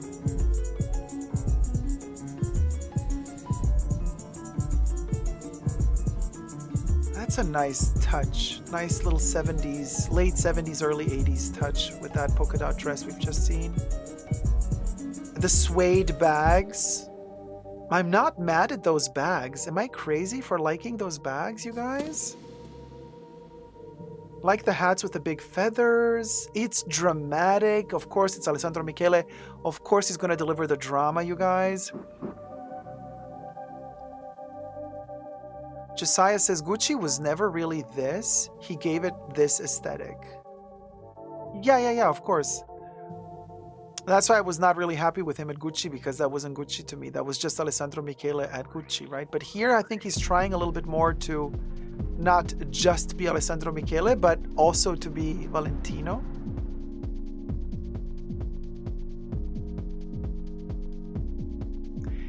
I mean, it's a lot of ornaments, and also that facial jewelry is a little bit much, but when it's a bit more toned down and less ornamental, then it kind of hits that Valentino nerve for me. But yeah, so when he does these like patchwork elements, you know, the denim jacket with this kind of pied de poule, but then like a caro, what's it called thing, jacket, it can work, but I see these as separates, you know. And look at the entire runway with that ghostly apartment, covered sheets covering everything to protect from dust. So this is an abandoned mansion. This is an abandoned mansion and the glass is broken. Robbie says the pieces are beautiful and these models are starving. And what is he trying to tell us? He's trying to tell us that this building... Oh, look at the little clutch, the kitten clutch. He's trying to tell us that this mansion has been abandoned. He's throwing shade at Piccioli, isn't he? He's trying to say the Valentino house has been abandoned. It's a ghost house because Piccioli didn't do Valentino. And now I'm bringing the ghosts back. And I'm bringing life back into this abandoned, haunted mansion. You see why it's so Halloween? It's very suited for this time of year, very Halloween, but also very shady, I feel, because why the choice of this abandoned mansion with dust covers everywhere? A gazillion looks. This is very much Michele for Gucci, this particular look, I feel. This one as well. And it's all the nose jewelry and all of these like covered patterns and everything. This is where he loses me personally because it's just too much. But when he tones it down, I like it more. Like this particular suit. Although on the shirt, that collar detail gots to go. Simplify, edit. But I mean, he's famous for this, so I guess he doesn't want to edit himself down, right? Stockings again in the red with the lace. Polka dots. With your classic Alessandro Michele model types. A lot of ginger ladies.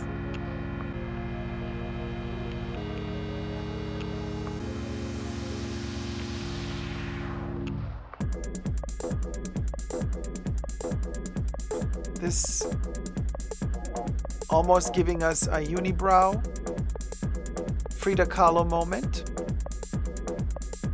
Yeah, I mean, I think like the more the collection progresses and the more I'm seeing Alessandro Michele and not Valentino, although this jacket is very Valentino. This jacket is kind of cool. I like the jacket. And it could also be a little bit Chanel, minus the logo, right? And then we have, is that a fur trim or a feather trim? It could be feather. I don't know. Maybe it's faux fur.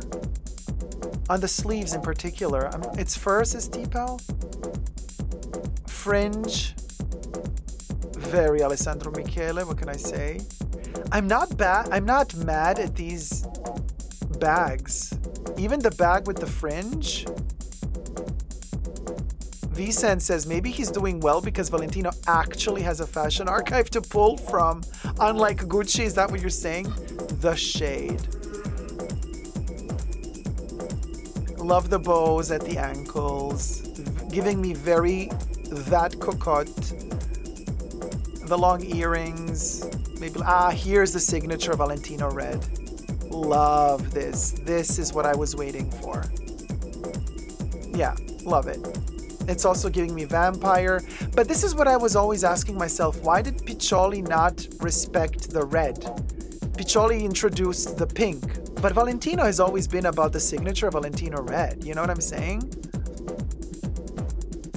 Yeah, 5 foot nothing. Very 70s, right? 5 foot nothing says, I had a suede bag with fringes like that in the 70s. Yes. Definitely, again, flower power, hippie vibes, although the hippies were in the late 60s, but it trickled into the 70s as well, and these bags were very popular back then. And so these bags are back again. And Valentino was also huge in the late 70s and in the 80s. So this, for example, very typical for Valentino. Oh, and this is very typical for Cicciolina. Hello. Kind of cute that this, it kind of grows into the face. That whole kind of lacy vibe, you know, just goes into from the body, from the chest into the face. I like that. I would experiment more in that direction. That was a very interesting, like having a negligee or something, you know, for the boudoir that is very much only up here and then just panties down there, but then it expands towards the face. That's something we haven't seen done often or ever really in fashion. So that's a very interesting one. Love the hat. This is a cute one. Slightly Moschino-esque. Okay, he's giving us a gazillion looks, huh? He's really pushing it, but why not?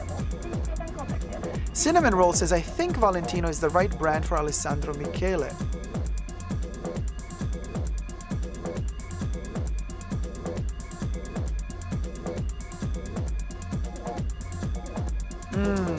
Always love these antique rose, you know, powder. I call these powder puff rose colors. Love a powder puff rose color. The fur coat, if it's real fur, no. If it's faux fur, we can talk. There you go. This is a classic Valentino. Wonderful, wonderful silk shirt with that top. Oh, nice, man. Giving me early 80s, the best of the late 70s and the best of the early 80s. This is nice. The earrings, yeah, okay, show moment. They're very heavy on the ears. I don't know if they're clip-ons or hooks, whatever. That bag is tacky, though. Those bags with the big logos got to go. But I get it. They want to make their money mostly in the Middle East. You go, girl. Now, that jacket was really nice.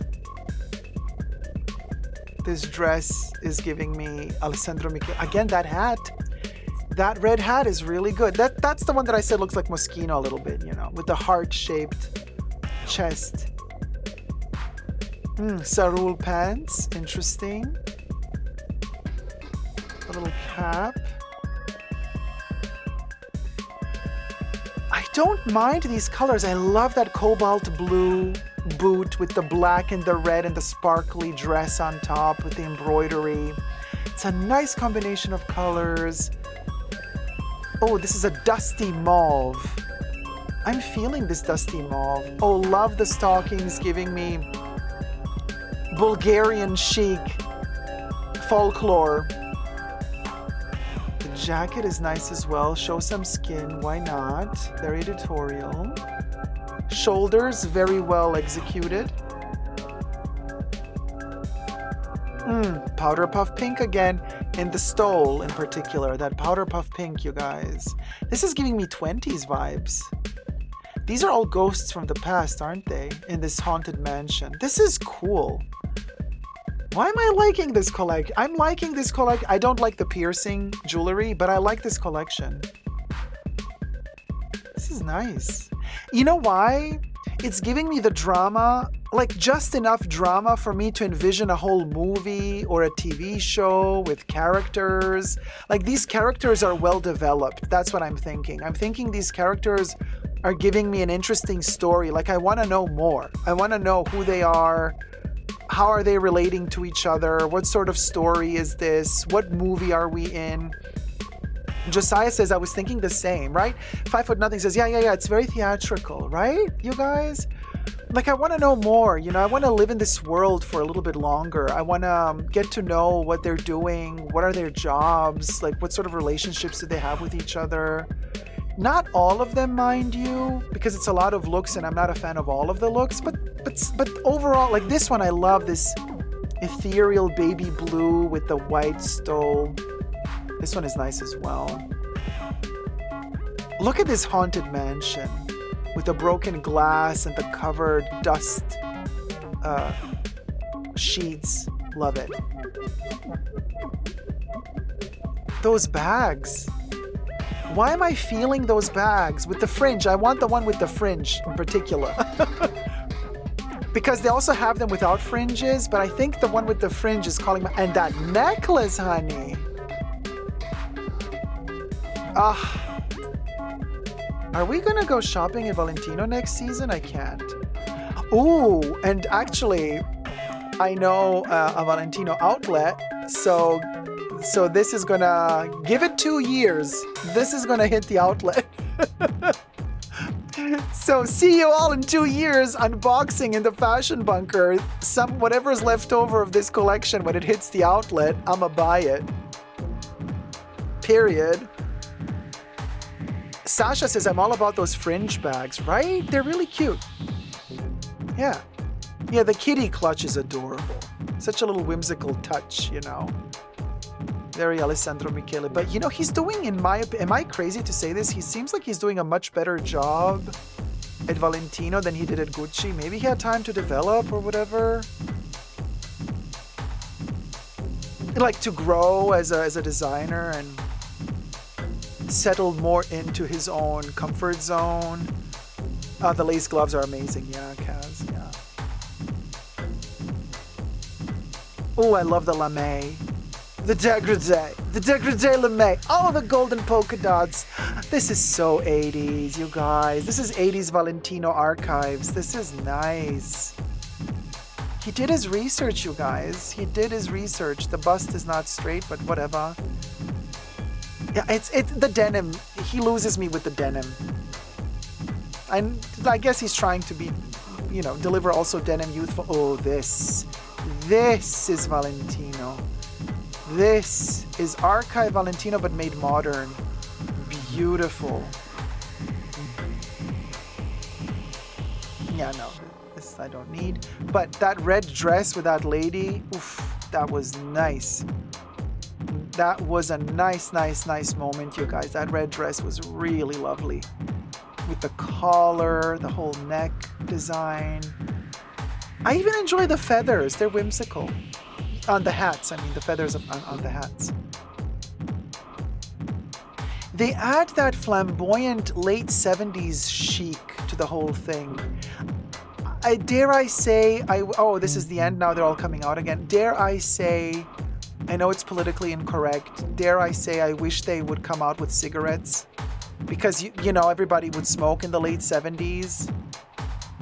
Smoke in the room, and the ladies walking with cigarettes, and then a lot of perfume, a ton of 80s perfume. I want opulent perfume in the room and some cigarettes. Now, it's bad for you, don't smoke, of course, but just for the aesthetic, because he's calling back to that era. And I think it would have rounded it off. So look at this red dress. I love it. Love that red dress. Yeah, they could have used dry ice and misters. Yeah. The red dress is really lovely. He, you know, when he really goes for the archives, he really delivers with Valentino. Because I know my archive Valentino, you know, old school Valentino when Mr. Garavani was still active. He was great in the 70s and 80s. Oh. Alessandro, you did good, girl. You should be proud of yourself. You did good. This is a good collection. Nice, solid little collection. Very, very nice. Way to go. Way to go. Yeah, Papa Cherry. Way to go, because let me tell you something. Hi, Zara VR. Let me tell you something. This is the thing. It's a nice, solid collection. It's like we don't have to like every look. that he delivered, but it's like, it was interesting. Yeah, Debbie, it was interesting. Tina, Victorian vibes and 70s stuff, not bad, nicely done. You know what it was giving me? Thank you for mentioning Victorian. Do you know what it was giving me? And Kaz will probably know. Well, Kaz, you moved to Australia not too long ago, but Picnic at Hanging Rock. That's what it was giving me. It's as if Valentino, it's as if Alessandro Michele did Valentino doing the costumes for Picnic at Hanging Rock. That's the vibe it was giving me. Oh my God, chills. Oh, I just got goosebumps. It actually, that's what it was giving. It was giving me the girls that were lost and were never found again. Like they came back now. They finally came back, and this is them today. They came back from Hanging Rock, and this is them today. That's the vibe. That's the flavor it was giving me. It was very lovely. And I gotta say, throughout the entire show, I kept getting flashbacks of 80s perfumes. Like I could smell opium, cocoa, the eau de parfum. As I was watching this, or Valentino's 80s perfumes, Valentino's own 80s perfume was giving me that smell, that vibe. Lovely. Really, really lovely. Sasha says, I love that movie. Yes, I agree. Oh, man. Picnic at Hanging Rock, you guys. I think it's even available for free on YouTube. Let me just check. If it is, I highly, highly recommend you to watch the movie Picnic at Hanging Rock, because it is not the TV show, because they also made a TV show not so long ago. There's a TV show version of it. Cute. But I'm talking about the OG movie.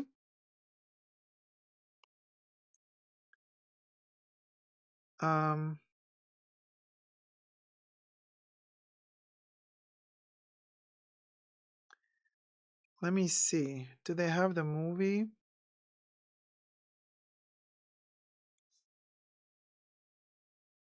They used to have it on YouTube. It's a movie from 1975. Yeah, I don't see it at the moment. It's very, I think David Lynch got inspired by it as well, because it's very much a movie about a dream within a dream, you know? I don't see it on YouTube, but it might be blocked for my country, so you might be able to see it on YouTube. Picnic at Hanging Rock. There's an option to buy or rent on YouTube the movie. Somebody posted the whole movie in parts, but then some pieces might be missing. Well, anyway, they used to have the full movie. Patricia, is it scary? It's not a horror movie. You know, there's no jump scares, there's no monsters in the movie, there's no weird creatures, none of that. It's a school for young girls, you know, in the middle of nature in Australia, close to Melbourne. And these girls, it's a Victorian time type of vibe, and they're going to have a picnic at this Hanging Rock, natural phenomenon. I went to visit Hanging Rock when I was in Australia, by the way. I climbed the entire rock. I went to the top. Oh my God. It's Edwardian. Thank you, Corey. My apologies, not Victorian, Edwardian. I climb. Okay. First of all, it is magical. It is a flat landscape, and in the middle of the flat landscape, out of nowhere, burst these rocks going up into the sky. Okay, with kind of a vegetation surrounding them. And there are passages and secret ways of going through the rocks to climb to the top. And oh my God, I get goosebumps because I'll never forget it as long as I live. Um, the energy there. It's something otherworldly. It's a very different energy. It's a sacred place for the Aborigines as well. I mean, these are grounds that are ancient. This is ancient. Okay, so when you're there, you feel the heft. The rocks are buzzing. Yeah, those rocks are buzzing.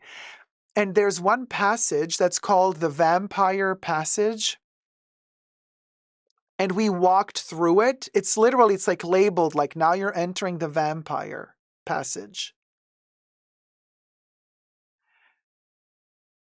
It's on another level. I mean, those rocks and how they're carved naturally and you're walking through them and they're above you, they curve as well. It's amazing. And then when you arrive to the top, you're not on planet Earth anymore. You are not. I kid you not. It's like a portal. It's like a portal that took you to another dimension, because once you're on top of that formation, the rocks are the shape of rocks you've never seen before in your life. It's like a landscape on the moon. It's like you're somewhere else. You're not on planet Earth anymore. I mean, it's insanity. Let me see if I have a picture. Because let me see if I got a picture, honey. So when was I there? I was there in July.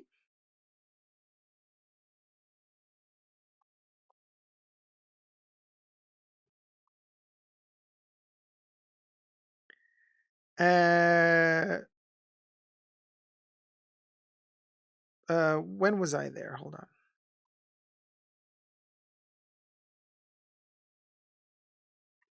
August and July. Okay. So let me see if I can find some picnic at Hanging Rock moments.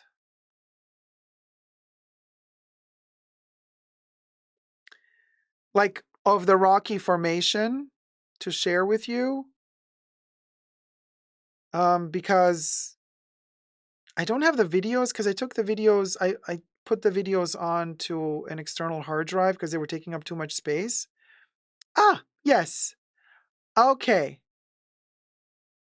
Here, just to prove to you I'm not crazy, Vampire Cliff. Look at that. So this is when I arrived to Vampire Cliff. They have the plaque that calls, it's the Vampire Cliff. Number 3. And then it rained like crazy. We got wet like rats. And then, so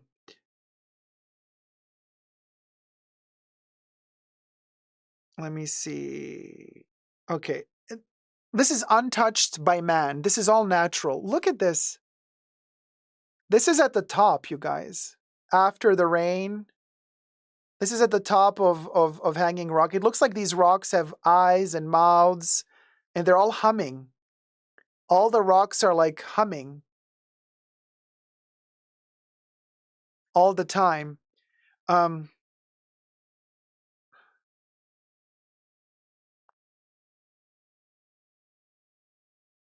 Man, it's mystical. It's a mystical experience to be there. Really, really, really, really mystical. It is a stone circle, Robbie. At the top of the mountain, they're surrounding you. And it's not made by man. It's natural. Yours truly with a lot of eyebrows. Look at this formation behind me. It's insanity. Wet as a rat. Oh, here's one of the passages. This is how you can get lost. Because all the way between here, you can walk between all of them. And it's like so many different passages and so many different ways to get lost. I mean, it's insanity. And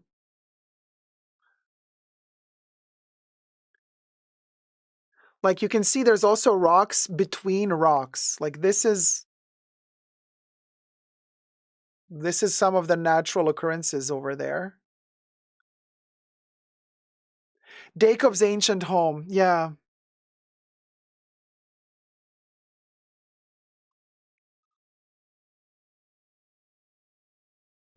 Look at this mystical sun trying to pierce through the clouds. Such a vibe. Such a vibe.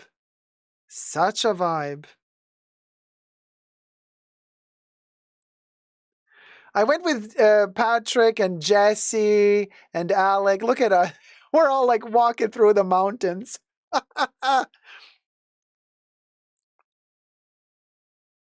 I mean, the nature there. Unfortunately, with the green screen, you can't really. No, you can see.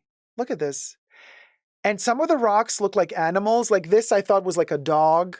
And so you get scared because you kind of see these spirits everywhere. But it's all an illusion. You know, it's all like. I know it was my thick brown brow era, Kev. It was a time in history, and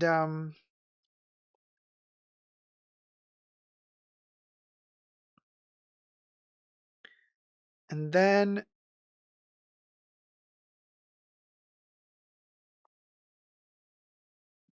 oh gosh, I'm trying to find like everything is green, so it's hard to see it on with the green screen here, but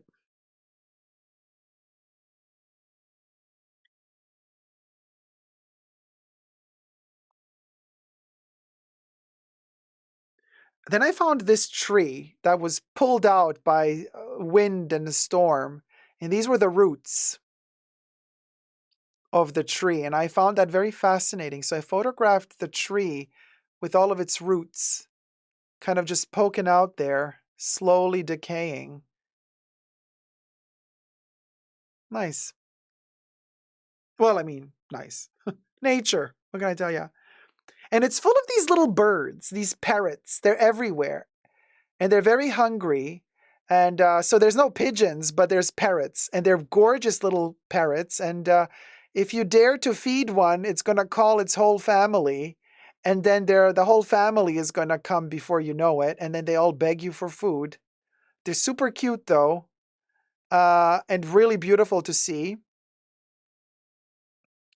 And they know where the food is, so they know where to go to beg for food. Here's another one. This one's chubby. This one has been fed, honey. Okay, this one has been eating.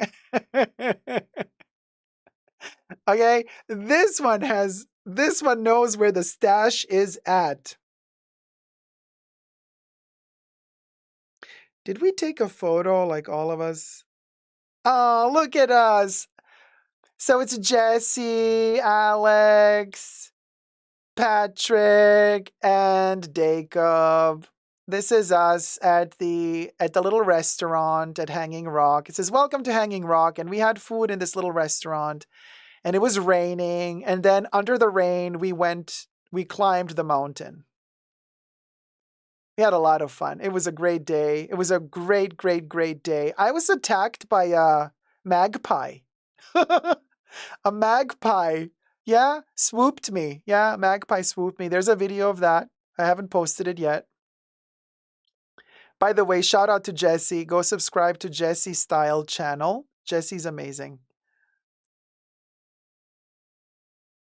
The hike was not hard at all, Patricia, because the energy that those rocky formations have, once you start walking up that mountain, you can't stop. You're hypnotized. You can't stop. You just keep walking. Yeah, like you don't know how difficult it is to go up there because you're hypnotized. Like you're really transported. You're just like something is just calling you and you just keep going and going and going. And then all of a sudden you're at the top. And as we arrived to the top, magically the skies cleared up and there was a sun. Like there was never a cloud in the sky. Like what the heck? It was so strange. The skies just cleared up and it was sunny all of a sudden. I don't know if you can see here the clouds all dissipating and it's like it's all blue. All of a sudden it was all blue. So, the magpie, actually, it's not the female that attacks you, it's the male. It's the male magpie that marks the territory. The male magpie protects the nest, and it's very territorial. So the magpie swooped me, but didn't peck at me because I didn't budge. I didn't even see it because I was like taking a photo. Oh, actually, the photo that I took.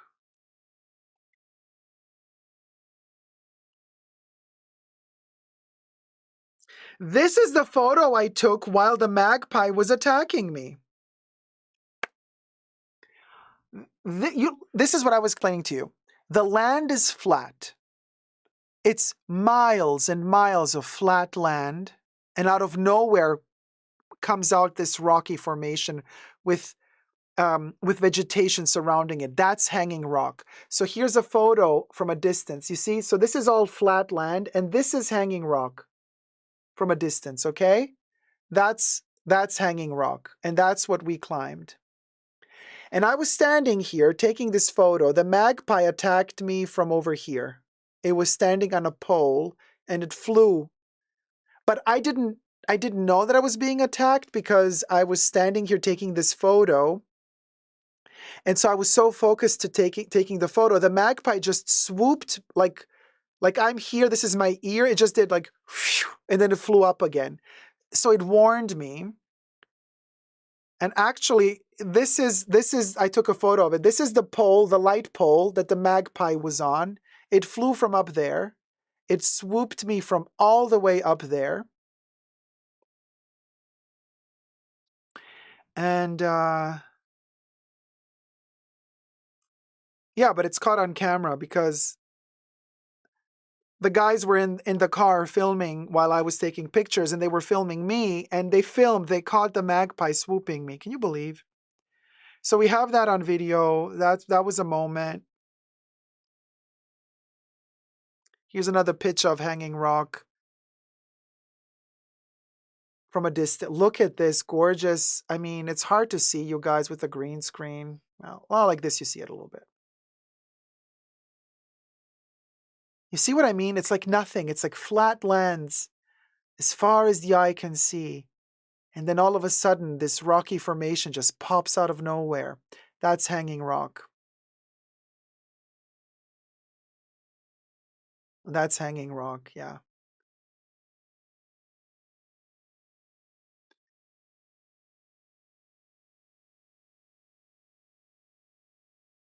You know. I think Jessie took a photo of me while I was photographing the top of the mountain. So this is, yeah, this is a photo Jess took from behind. And then she shared with me the photo. It was fabulous. It was fun. It was a lot of fun. And then, of course, they have the story of Hanging Rock, and like when you're there's a little museum before you start walking to the top, and you get to see like sculptures that they made for the book Picnic at Hanging Rock, and you get to see all of these like inserts from the book, sculptures, paintings, artwork dedicated to the book and to the movie. And so I took a photo of this sculpture, which is really beautiful. Look at the dress. Isn't it gorgeous? Really, really lovely. Yeah, the Valentino Ruffles T-Pal, right? You see how everything is holistic, everything's connected? Oh, PJ, Equine Lady. The cinematography for Picnic at Hanging Rock is next level. I mean, dreamy, misty, slow, breezy, humming. The cinematography, just watching that movie alone relaxes you, really. It's gorgeous, gorgeous, gorgeous. Welcome back, Terry. Yeah, so there you go. I highly recommend it.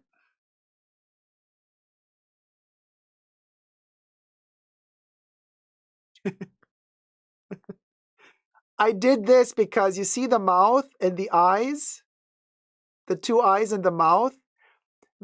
Everywhere I went at Hanging Rock, I felt like the rocks were talking to me, you know?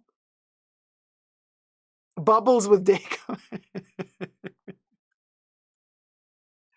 Yeah, no, it's a very special place. I mean, I'm very, very grateful to have been able to see this wonder of nature.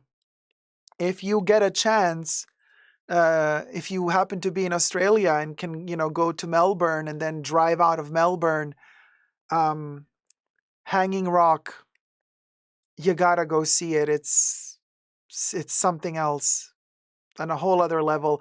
I bought merch at the little museum that they have there, like the gift shop. I bought a Hanging Rock crew neck. I bought a little pin, and some little trinkets that were made by local artisans, to support the local community. I bought a little pouch. Uh, did I buy a t-shirt as well? Super great, super fun. I'm very, very happy to have been there. What can I say? We'll go, we'll go. Blue Egyptian Lotus says, I visit my homeland, Egyptian pyramids, and go inside, and I feel that is much safer for me. I totally get it. I think another dream of mine would be to go visit not just the pyramids of Giza, but also the more like remote parts of Egypt that are not so known by tourists, because my problem there is that it's like very full of tourists and I don't like to have too many people around. Those are sacred places that need to be visited alone. But yeah. Oh, you're going mushroom hunting. Have fun mushroom hunting, Cinnamon Roll. Luxor is very busy. Luxor is very busy. Very busy. Yeah. But gorgeous, beautiful. Shaban says good night, guys. Well, anyway, I mean, what a vibe. I hope you had fun today, you guys. Let's call it a day because it's been a while. We had a pre-show and a main show. This was a good stream. This was a good stream. I feel like this was a really good stream. Last chance to move into the Haunted Mansion and also get your merch while you're at it. We've showed it already once, but we have the Fashion Bunker limited edition Halloween merch available only until the 31st of October. There are 4 prints available. The Sirens Beware, a price increase Beware, the Sirens. Then we got, what's the, where is, hold on, let me play it. Is it gonna, it's frozen. Sorry guys, I gotta activate it so that it can move on its own. Then we have, it's frozen now, yeah. Now we have Luxury Sucks. And then we have Fry Me to the Moon, IYKYK, The Baconator, Pharrell, and The Moon. Boogo Boogo, for your more innocent Bubbles dressed as a ghost. Halloween moment. You can get your merch at www.superdacob.com, or in some countries, your Amazon might carry it as well. You gotta look for it under Super Dacob Halloween as the search words. And yeah, 31st of October is the last day. You can still purchase it, and then it's gone from the 1st of November. Gloria says, I love this stream. Thank you guys so, so much for your love and support. I mean, look at us. We moved in and then some. Wow. Wow, wow, wow, wow, wow. What a journey. With Bruno and Lena waiting. Sorry, Bruno and Lena, there's a waiting list. You guys can wait. You understand. Bruno, you understand. This was a good one, you guys. Thank you so much. Thank you to the mods for keeping us safe. We didn't have any trolls today. Lovely. Good that Debbie blocked a few this week. Hit it, Bubbles. A special thanks to the mods in the fashion bunker. That's my horror, all 3H glory of Kev, Nicole, and Terry. Bubbles loves you.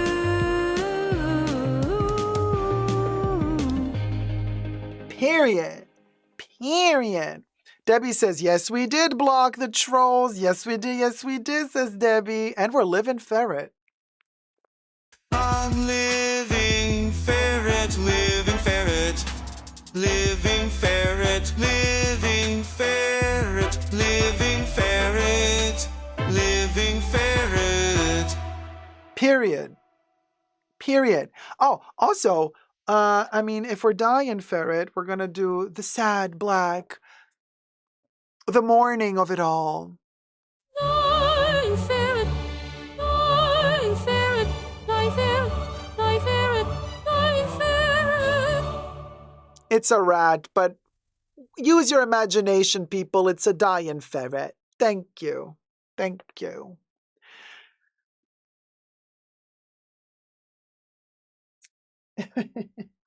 Oh, while you're at it,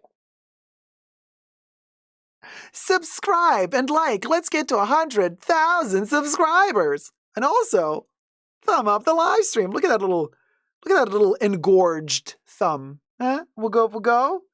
Boogo, boogo. 'Tis the season after all. Boogo, boogo, boogo, boogo, boogo. We're floating through Ghostland. Boogo, boogo, boogo, boogo, boogo, boogo, boogo, boogo, boogo. Boogo, boogo, boogo, boogo, boogo, boogo, boogo. Whew. I have been ghostified. Ghostified, I tell ya. Ghostified. Not haunted, but ghostified. Woogo, woogo, boogo, boogo. If you know, you know. Period. Listen, Linda.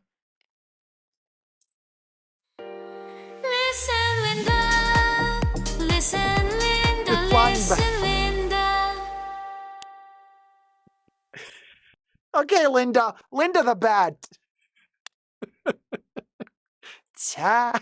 Okay, listen, Linda. I mean, what a stream and what a season to be alive. Halloween season, the best season ever. We are best. I am best. I am best. I am best. Oh. Hi, Mrs. Free to be me. Whoop, whoop, whoop. And yeah, okay, Baby Yoda. We'll go. Ah, Baby Yoda. You had to snatch my little. You had to, didn't you? Yeah, you did. You did. You did. Cha. Okay. Ah, so dainty with your little Vivian purse. Yeah. How you doing? How you doing? How you doing? How you doing?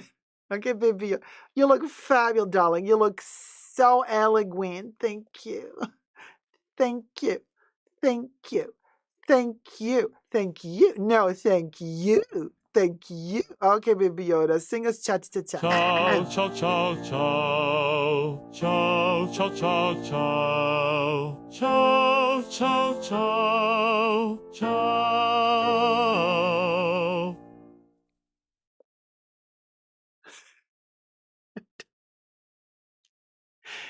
He always likes it when there are little miniature purses around or, jewelry, costume jewelry.